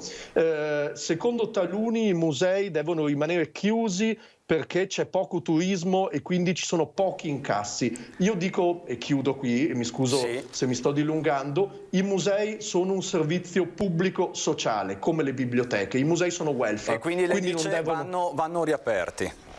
Vanno riaperti certamente perché sono un servizio per i cittadini. Allora Sala, la ringrazio davvero anche per questo appello finale e per aver ricordato questa figura emblematica per Treviso e il Veneto come Misserotti. Grazie Sala, a presto, buon lavoro.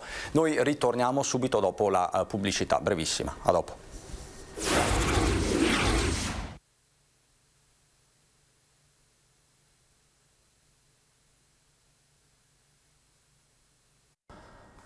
Di nuovo in diretta prosegue il racconto di questo sabato contrassegnato anche dal maltempo. Abbiamo fatto il punto con l'assessore regionale Bottacin, con Anna Maria Parisi da Venezia. Si sono sollevate le dighe mobili del Mose, neve in montagna ancora copiosissima, abbondante in una stagione assolutamente di record. Tra l'altro verso le 2 ritorneremo in montagna con il sindaco di Serenna, che ha lanciato un appello in questi giorni molto forte al governo e non solo, perché diciamo che la neve ha un costo, la gestione della neve ha un costo. Quindi il maltempo da un lato, il Veneto che resta in zona arancione con tutto quello che ne consegue dal punto di vista economico. Abbiamo avuto ospite non solo il professor Pregliasco ma anche il segretario generale dell'APE di Padova, Segato, che ha parlato di un periodo di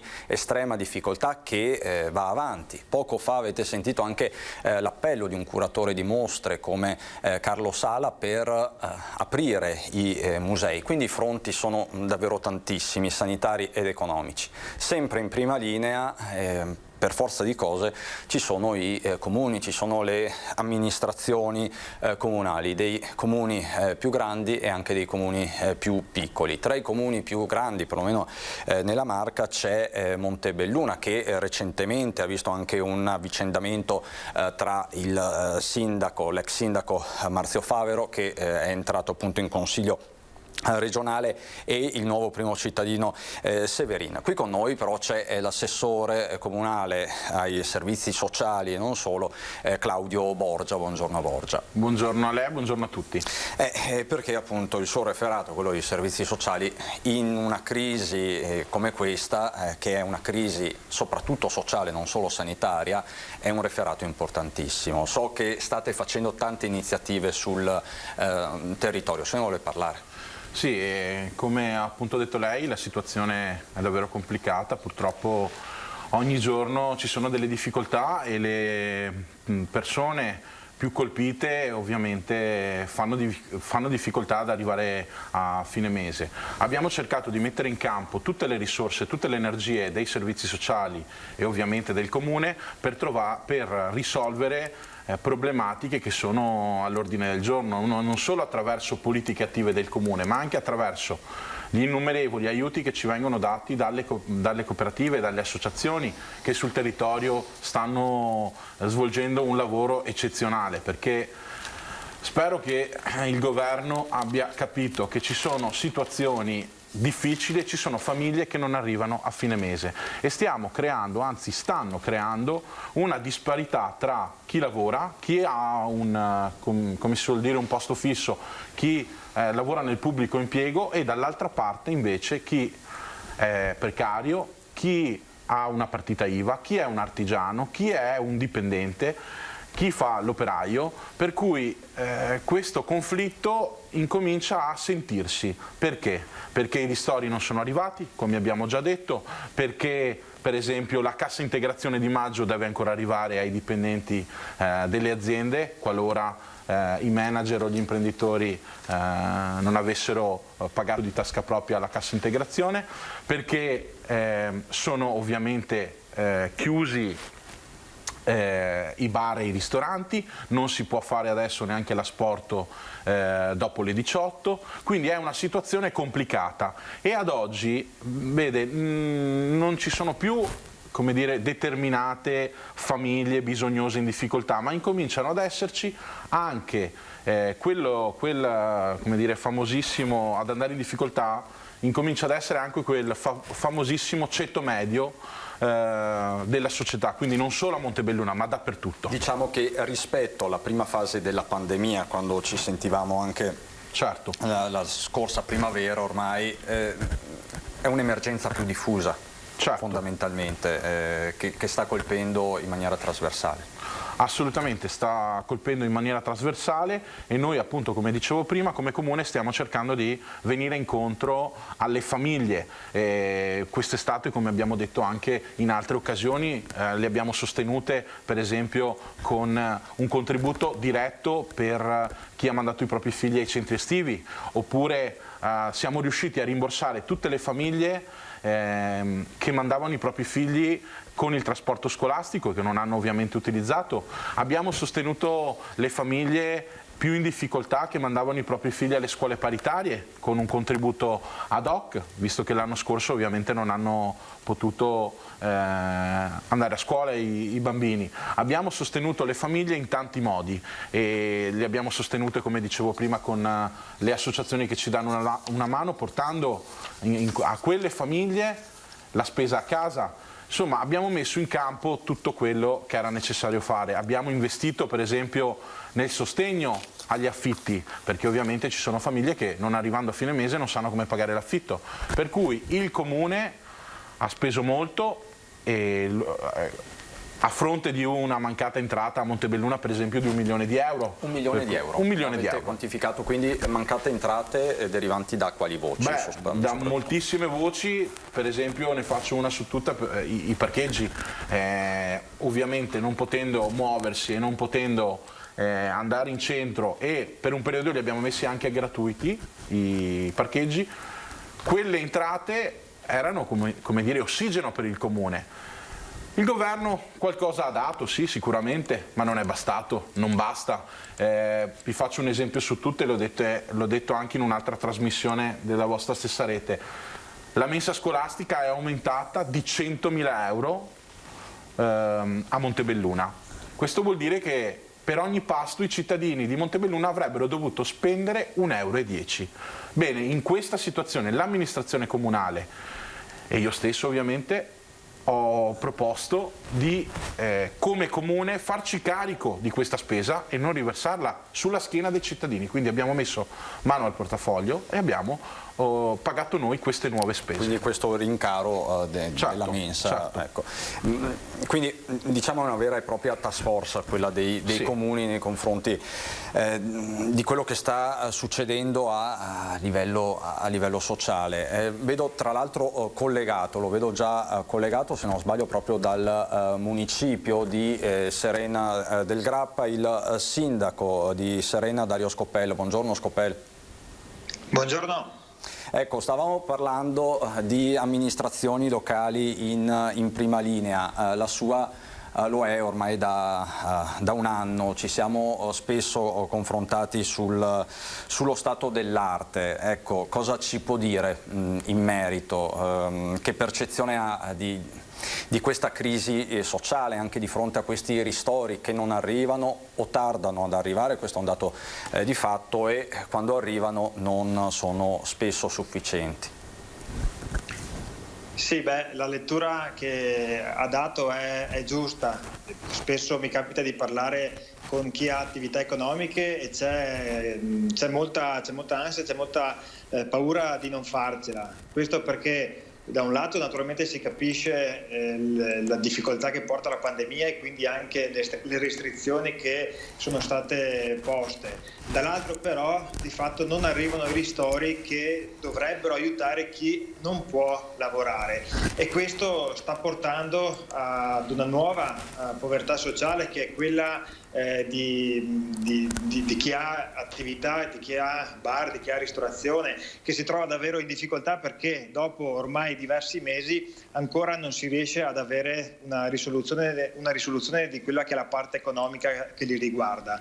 Quindi da questo punto di vista anche i buoni spesa che in questi giorni stiamo distribuendo vanno distribuiti anche a chi appunto ha attività come queste, che in passato non ha mai chiesto aiuto all'amministrazione comunale.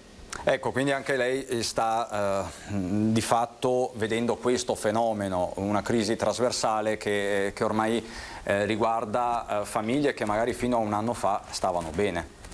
Di questo stiamo parlando. Assolutamente sì.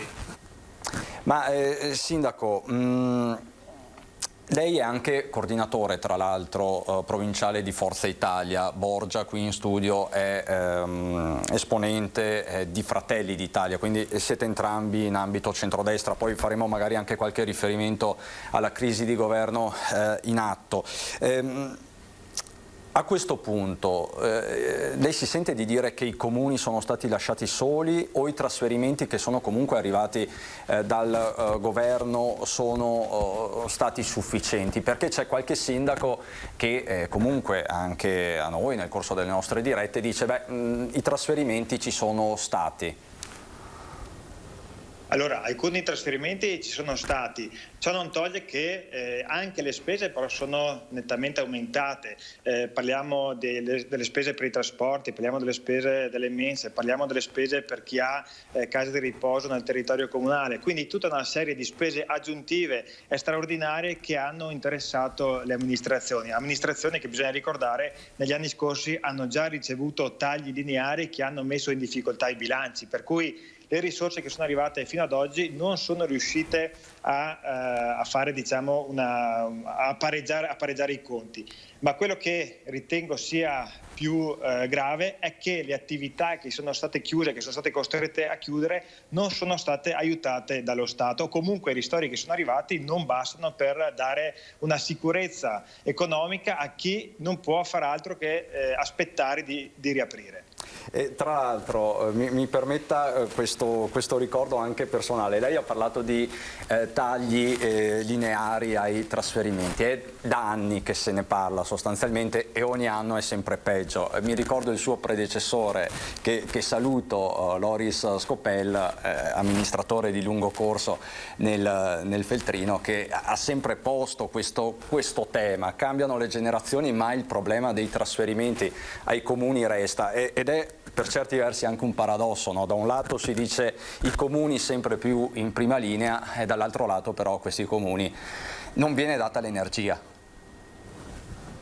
Assolutamente sì, e tra l'altro ricordiamo che non c'è soltanto l'emergenza del coronavirus, ma purtroppo ogni mese c'è un'emergenza legata anche al maltempo. Ormai ciò che una volta era legato a qualcosa che ricorreva solamente a distanza di qualche anno, oramai ci troviamo appunto un'emergenza ogni mese, l'emergenza della neve, l'emergenza dell'alluvione, l'emergenza della frana, e questo con bilanci dei comuni che sono davvero al collasso e anche con personale molto molto limitato, per cui i comuni da un lato sono i primi che rispondono, e credo che per fortuna che ci sono i comuni, perché davvero riusciamo a dare sostegno e risposta ai cittadini, però oltre a un certo punto neanche i comuni non riescono a dare più né servizi ma neanche risposte ai cittadini che ne hanno bisogno. E tra l'altro giustamente Sindaco, lei parla del maltempo, oggi ne stiamo parlando inevitabilmente. Il comune di Serena è un comune anche esteso, ecco, il Feltrino occidentale tra l'altro è una zona particolarmente battuta dalle nevicate, la valle di Serena registra sempre record su record e lei nei giorni scorsi giustamente ha detto qua mancano le risorse proprio per far fronte all'emergenza neve, quindi alla gestione, agli spazzaneve, cioè come procede questa lotta? Che risposte ha avuto? Beh, innanzitutto fortunatamente la squadra operai, e credo che così anche negli altri comuni del Bellunese, risponde sempre con forza e vanno anche oltre quelli che sono i limiti. Naturalmente però se cade molta neve nell'arco di poche ore i comuni vanno in difficoltà e non si riesce a liberare le strade. Questo perché si ha appunto poca disponibilità di operai, poca disponibilità di mezzi che tra l'altro invecchiano e poi si guastano anche nel corso dell'emergenza, e vi è anche una limitata possibilità di ricorrere a personale esterno perché comunque ci sono appunto i vincoli di bilancio, per cui per la gente di montagna, ma soprattutto per i comuni di montagna, se si vuole far sì che lo spopolamento per quanto riguarda il Bellunese si possa arginare, c'è necessità, come dicevo prima, di dare risposte ai cittadini e di far vivere in sicurezza chi vive la montagna. Per far questo servono uomini, ma servono soprattutto anche risorse economiche. Nell'arco di dicembre abbiamo avuto prima l'emergenza dell'alluvione e poi l'emergenza della neve. Entrambi hanno portato danni, entrambi hanno portato esborso economico, ma ad oggi ancora risposte rispetto a questo non ce ne sono state. Assolutamente, Sindaco. Tra l'altro le chiedo, noi stiamo mostrando da questa mattina diverse immagini della neve. Com'è la situazione nel suo comune adesso? Nevica in quota? Com'è la fotografia? Qui nel Feltrino piove, nel nostro comune a Seren nevica solamente nella parte alta dove ci sono alcuni residenti e dove comunque quindi dovremmo uscire con i mezzi. Per cui naturalmente rispetto alla parte alta della provincia di Belluno noi oggi abbiamo una situazione migliore. Tra l'altro quello che stiamo vedendo, le immagini che stiamo vedendo, ringrazio Renato Capoia in regia, sono relative a Caprile, quindi la notte appena trascorsa a Caprile, nevicata molto abbondante, anche sull'Alemagna ci sono criticità, via giorno, è stata sospesa poi la Gran Fondo Dobbiaco Cortina, quindi diciamo che la situazione in provincia di Belluno continua a essere abbastanza delicata. Tra l'altro questo è il bollettino, lo possiamo vedere insieme, il bollettino della neve di ARPAV. E appunto gli apporti di neve fresca sono stati molto consistenti. Pensate a Casera Coltrondo siamo a 43 centimetri, quindi per intenderci siamo in Comelico, poi a Padola sempre in Comelico superiore 25, Sappada, ma adesso Friulana, ma insomma 19, Pieve di Cadore molto meno, 8, 40 a Cortina, e i dati sono alti anche sulle Dolomiti meridionali, vedo il dato di Col dei Baldi tra Zoldo e Alleghe. Insomma questa è la situazione, è una stagione da record questa, Sindaco, peccato che non si possa sciare fondamentalmente. Questa è una beffa per la montagna bellunese. Oltre al danno la beffa. Ma tra l'altro, magari ne parliamo anche dopo, abbiamo un po' di pubblicità, ma vorrei subito una battuta. Ci sono questi mondiali di sci a Cortina tra il 7 e il 21 di febbraio. Come li giudica? Qual è l'attesa dei bellunesi nei confronti di questo evento iridato? Beh, i mondiali sono un grande avvenimento per il territorio bellunese. Purtroppo rispetto a quello che ci si aspettava, e quindi ad un grande evento con la possibilità di avere pubblico, tutto ciò non potrà essere, e quindi è sicuramente una grande perdita per il nostro territorio. Rimane comunque un evento di rilevanza mondiale, appunto, e per cui porterà comunque prestigio al nostro territorio, e quindi rimane comunque un evento elemento positivo. Io mi domando se comunque una parte di pubblico potesse partecipare, perché rimangono comunque, secondo me, zone nelle quali con possibilità di distanziamento e quant'altro una parte di pubblico secondo me poteva presenziare. E mondiali di sci comunque che saranno seguiti da 500 milioni di persone in tutto il mondo, quindi questo, diciamo, se vogliamo guardare al bicchiere mezzo pieno, è un patrimonio importante, sicuramente è un orto da coltivare da qui ai prossimi mesi, anche perché si tratta di uno dei pochi eventi rimasti a livello mondiale, quindi comunque sarà un appuntamento importante, lei dice, Sindaco. Assolutamente sì. Allora, facciamo così, poi vi posso portare a Roma, facciamo 2 o 3 considerazioni anche su quello che sta avvenendo nei palazzi del potere, ma dopo la pubblicità.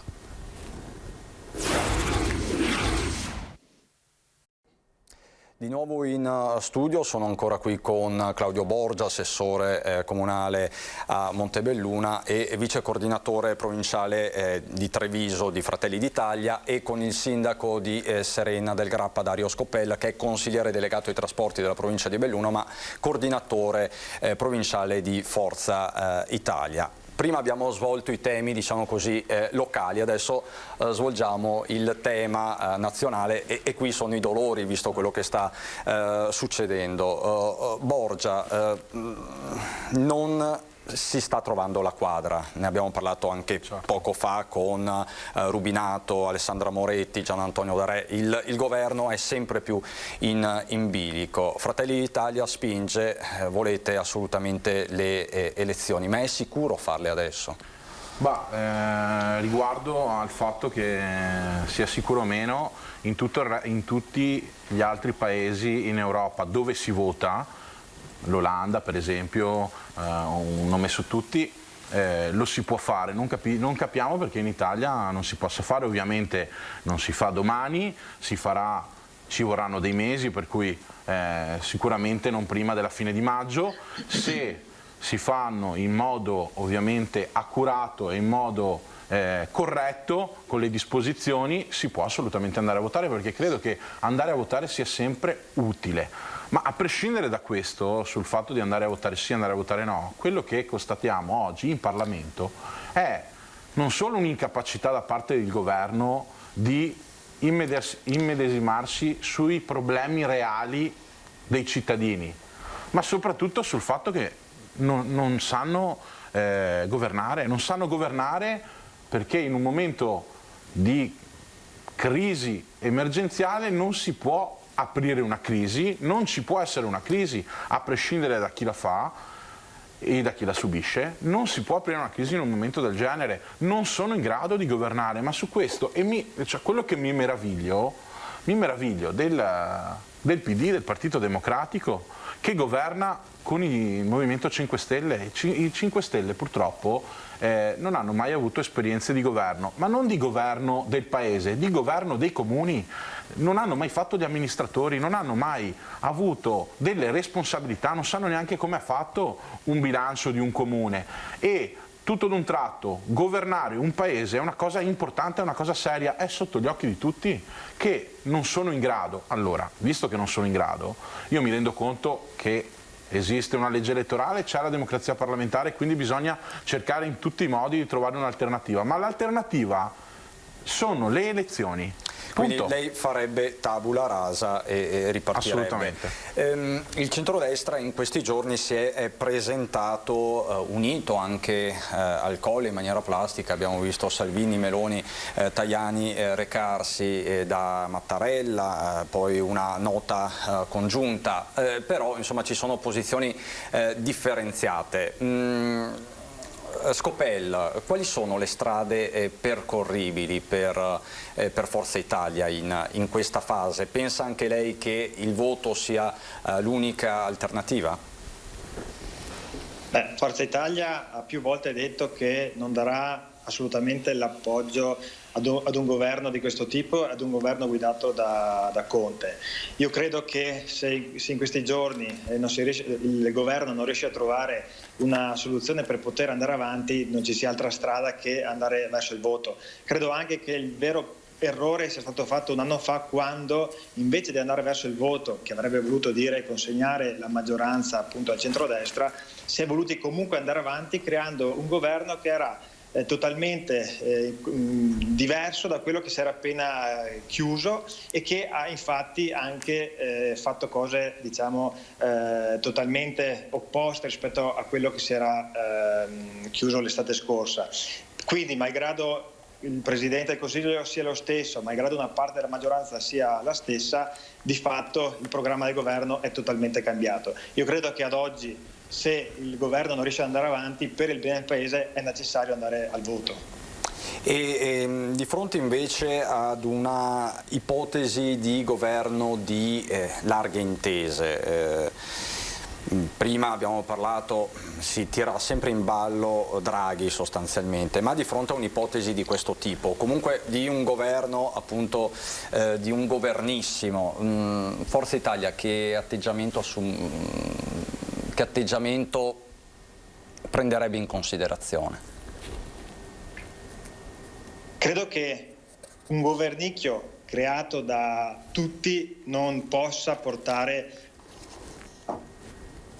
positiva, ma questo lo si vede anche dal fatto che comunque nessuno valuta un'ipotesi di questo genere, soprattutto tra chi è oggi al governo. E secondo lei ci saranno altre defezioni in Forza Italia? Ci sono state nei giorni scorsi, quella della Rossi particolarmente rumorosa, e di Causina per il Veneto. Questo personalmente non so dirglielo, so che quelle che ci sono state sono state certamente dei lampi al ciel sereno, per cui la linea di Forza Italia era molto forte, era quella di unità con il centrodestra, e per cui chi si è tirato indietro in qualche maniera ha tradito. Quindi lei, sindaco, mi pare di capire da coordinatore appunto provinciale di Forza Italia, serra un po' le fila, dice il centrodestra è unito. Assolutamente sì. Borgia, la rassicurano le parole dell'alleato di Forza Italia?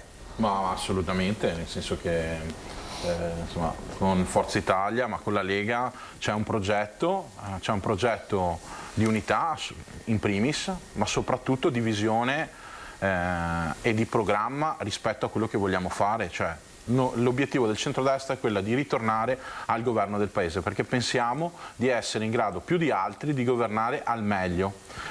Ma a prescindere da quanto appena detto, io auspico, ma lo dico come dire da anni, che si faccia per la prima volta una legge elettorale seria, dove primo ci siano le preferenze, perché i cittadini devono scegliere i propri rappresentanti, questo lo dico da sempre. Secondo, che ci sia un sistema che permette che il giorno dopo aver votato si possa individuare chiaramente una maggioranza, un Presidente del Consiglio, e che ci sia una stabilità. Nel momento in cui la maggioranza durante il corso della legislatura non ci fosse più, si va a casa, si torna a votare.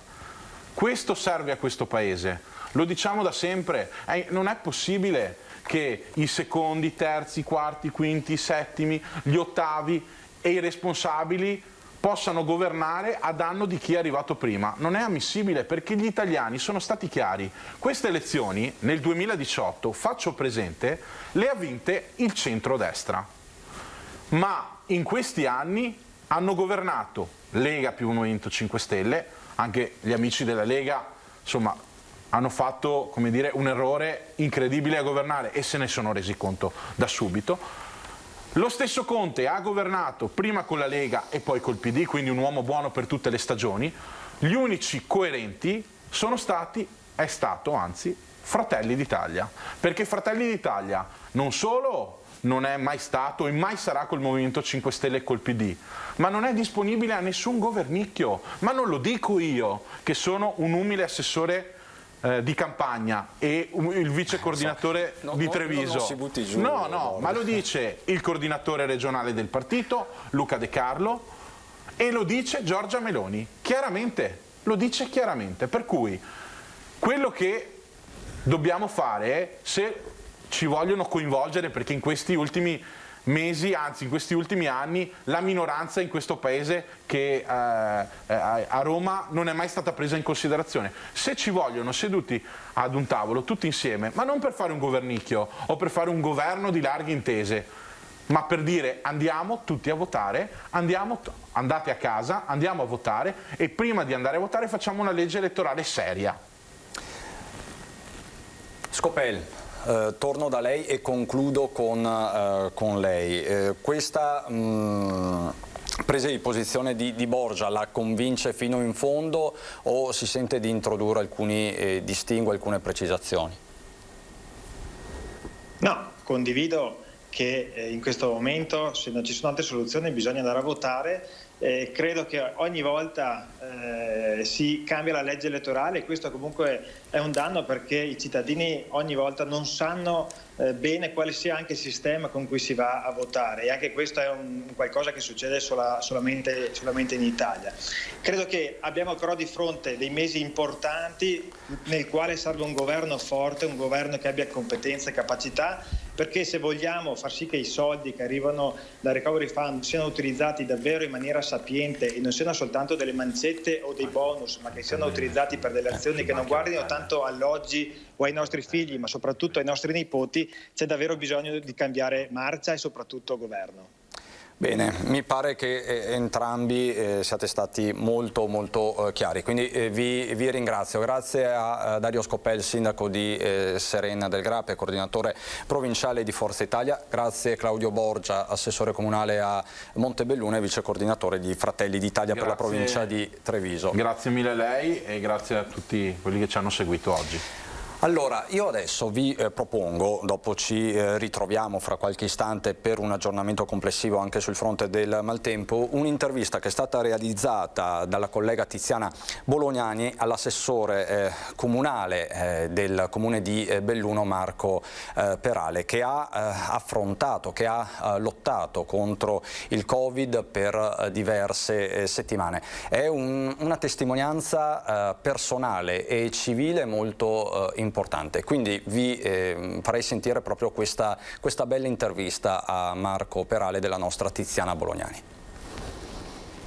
Assessore Perale, intanto è un piacere incontrarla dopo questa esperienza che l'ha vista faccia a faccia con il Covid, in un momento particolarmente delicato e complicato anche della pandemia e dei contagi nel bellunese. Ci racconta com'è andata? Ma come spesso raccontano quasi tutti quelli che ci sono passati, ovviamente non ho la minima idea di come sono riuscito a beccare il contagio, perché siamo tutti ormai allenati da quasi un anno a mettersi tutte le mascherine, tutti i guanti, tutti i disinfettanti possibili. Ovviamente ho sempre seguito tutte le indicazioni in qualsiasi negozio, supermercato dove posso essere andato. È sicuramente successo la settimana o i 10 giorni prima di Natale, ma non sono il tipo da shopping compulsivo dell'ultima settimana, quindi sono andato sempre negli stessi posti. Mistero. Sul come resta il mistero.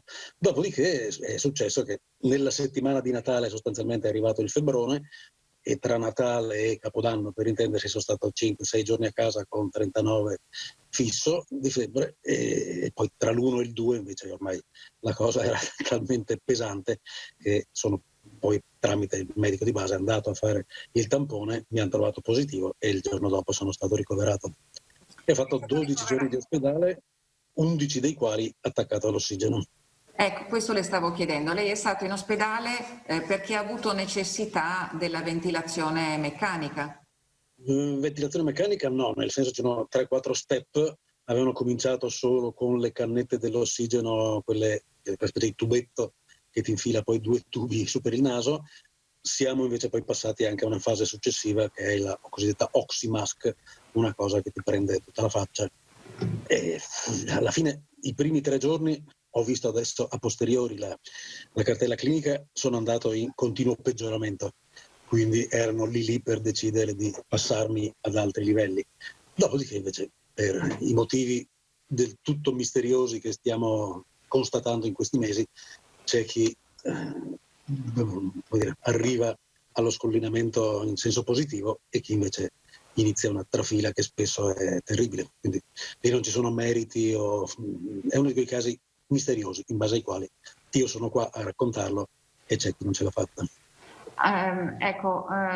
In questi giorni, nei giorni della sua degenza in ospedale, l'abbiamo vista attiva su Facebook ed è stato come dire un segnale anche di positività nei confronti di tutti i suoi contatti, della platea che la segue, ma è stata anche l'occasione per scontrarsi con chi invece di Covid non ne vuole sentire parlare e chi addirittura il Covid lo nega. Come ci si rapporta in questi casi con queste persone? Diciamo che al di là del conforto, tra virgolette, del poter restare in contatto con la famiglia e con tutti gli amici numerosissimi che mi sono stati accanto, Facebook e i social sono quel posto in cui appunto puoi ancora esserci in qualsiasi situazione. In quel caso, essendo in ospedale, essendo allettato, essendo attaccato alla macchina dell'ossigeno, ho ritenuto mio dovere come giornalista, io ho fatto quasi 40 anni il giornalista, mio dovere raccontare in diretta cosa vuol dire essere all'interno di questo meccanismo e dall'altra proprio cercare di far capire agli infastiditi. Io capisco tutti, capisco soprattutto chi nel mondo del commercio, nel mondo i baristi, i ristoratori, ovviamente conosco per motivi professionali, assessorali, tutto il settore della cultura e dello spettacolo in diretta. Quelli del teatro, della danza, del cinema sono altrettanto messi male e capisco qualsiasi fastidio, qualsiasi intolleranza su questo campo. Da lì a spostarla sul versante sanitario, cioè la colpa è di chi si è inventato il Covid, di chi ci impone la mascherina. Queste sono delle stupidate veramente pericolose e comunque ingiustificabili. Una cosa è l'economia, una cosa è la politica, con le loro leggi, con quello che stiamo vedendo in questi giorni anche al Parlamento, una cosa è la salute pubblica e lì non c'è verso di discuterne. Le mascherine servono, se non le avessimo, è bastato vedere il dato dell'influenza. Quest'anno praticamente non c'è influenza e piaccia o non piaccia agli odiatori delle mascherine, è tutto solo merito delle mascherine, il che ci dice invece quanto più veloce e contagioso è il Covid, se è riuscito e se sta ancora riuscendo con le sue varie varianti a superare quella barriera tecnica, proprio meccanica, che è la mascherina. Quindi un motivo in più per essere agguerriti e restare sul pezzo contro il Covid, non contro chi tenta in qualche modo di pararlo. E penso soprattutto ai medici, agli infermieri, agli operatori sociosanitari che ho visto in servizio e che fanno in maniera incredibile la loro parte per tutti noi, anche per quelli che non sanno neanche che esiste questa trincea ospedaliera straordinaria che sta facendo da un anno un lavoro incredibile. Sei ora in convalescenza, quanto durerà questo periodo? Mi è andata bene, quindi non ho medicine da prendere. Ovviamente la botta anche fisica è stata notevole, nel senso che in questi 12-13 giorni di ospedale ho perso 7 kg, pur avendo sempre mangiato quello che mi passava il convento ospedaliero. Quindi vuol dire che comunque il tuo corpo viene aggredito e lavora molto intensamente, e così è stato. Ciò nonostante, appunto, a me è andata bene, nel senso che fra un mese verrò richiamato per fare le radiografie per vedere se la polmonite bilaterale che avevo, e che c'era, ed era una fotografia abbastanza terribile quando vedi praticamente quasi tutto nebbia in Valpadana, dove ci sono i tuoi polmoni, c'era solo un pezzo che era rimasto esente. E quindi dovrò verificare fra un mese se e in che misura è tutto tornato a posto. Poi ovviamente se sono qua è perché i tamponi 2 di seguito erano negativi, quindi il Covid è andato. Restano e resteranno le conseguenze, quindi mi sento ovviamente un po' più debole di quanto non fossi prima. Bisognerà riprendere con calma. Ha già ricominciato a lavorare?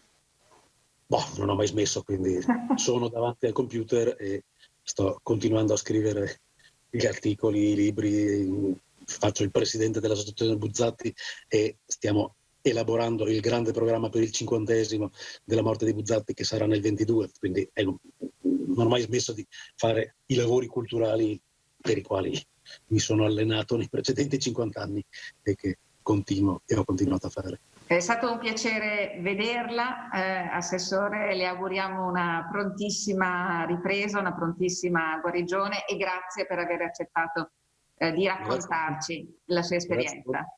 E a quanti ci stanno seguendo. Grazie. Così dunque Marco Perale, tra l'altro anche collega giornalista, intervistato da Tiziana Bolognani, ci ha raccontato con molta semplicità, molta franchezza la sua lotta contro il Covid. Siamo alle battute conclusive di questa diretta anche per oggi.